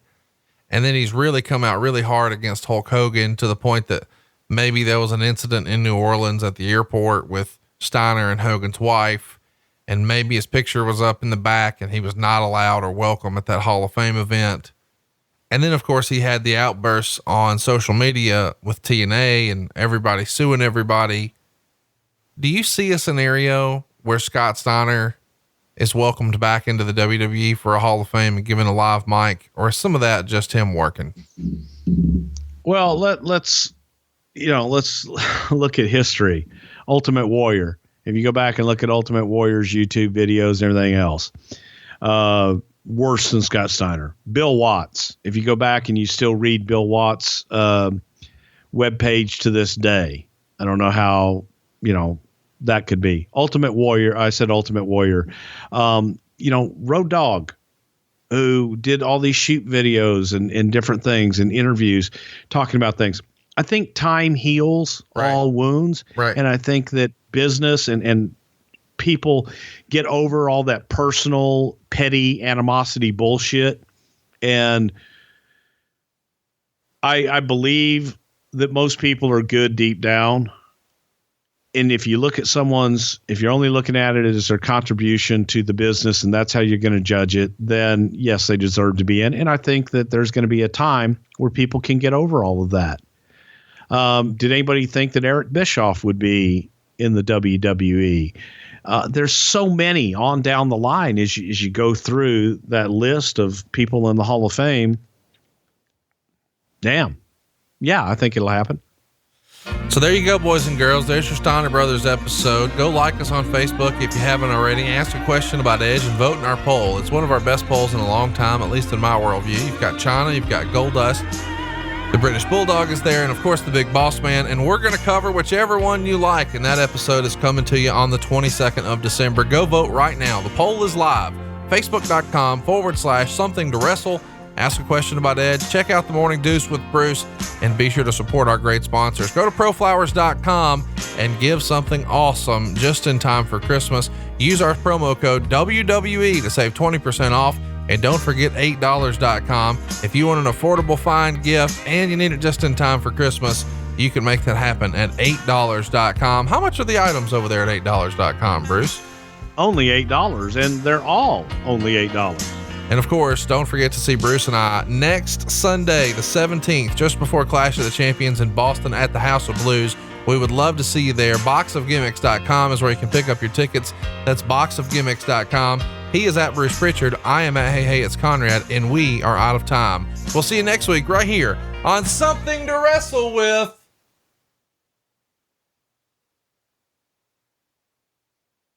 Hey, did I tell you that I'm playing the old WCW horrible version of their theme music at the end of the show? No. Yeah, it's that Steinerized. Michael Hayes? That's Michael Hayes. Yeah, right. Steinerized! Steinerized! Steinerized! Yeah, old dude himself coming up right at the end of the show. Did you say Bruce Prichard yet? No, should I do it now? In 3, 4, 5. Bruce Prichard.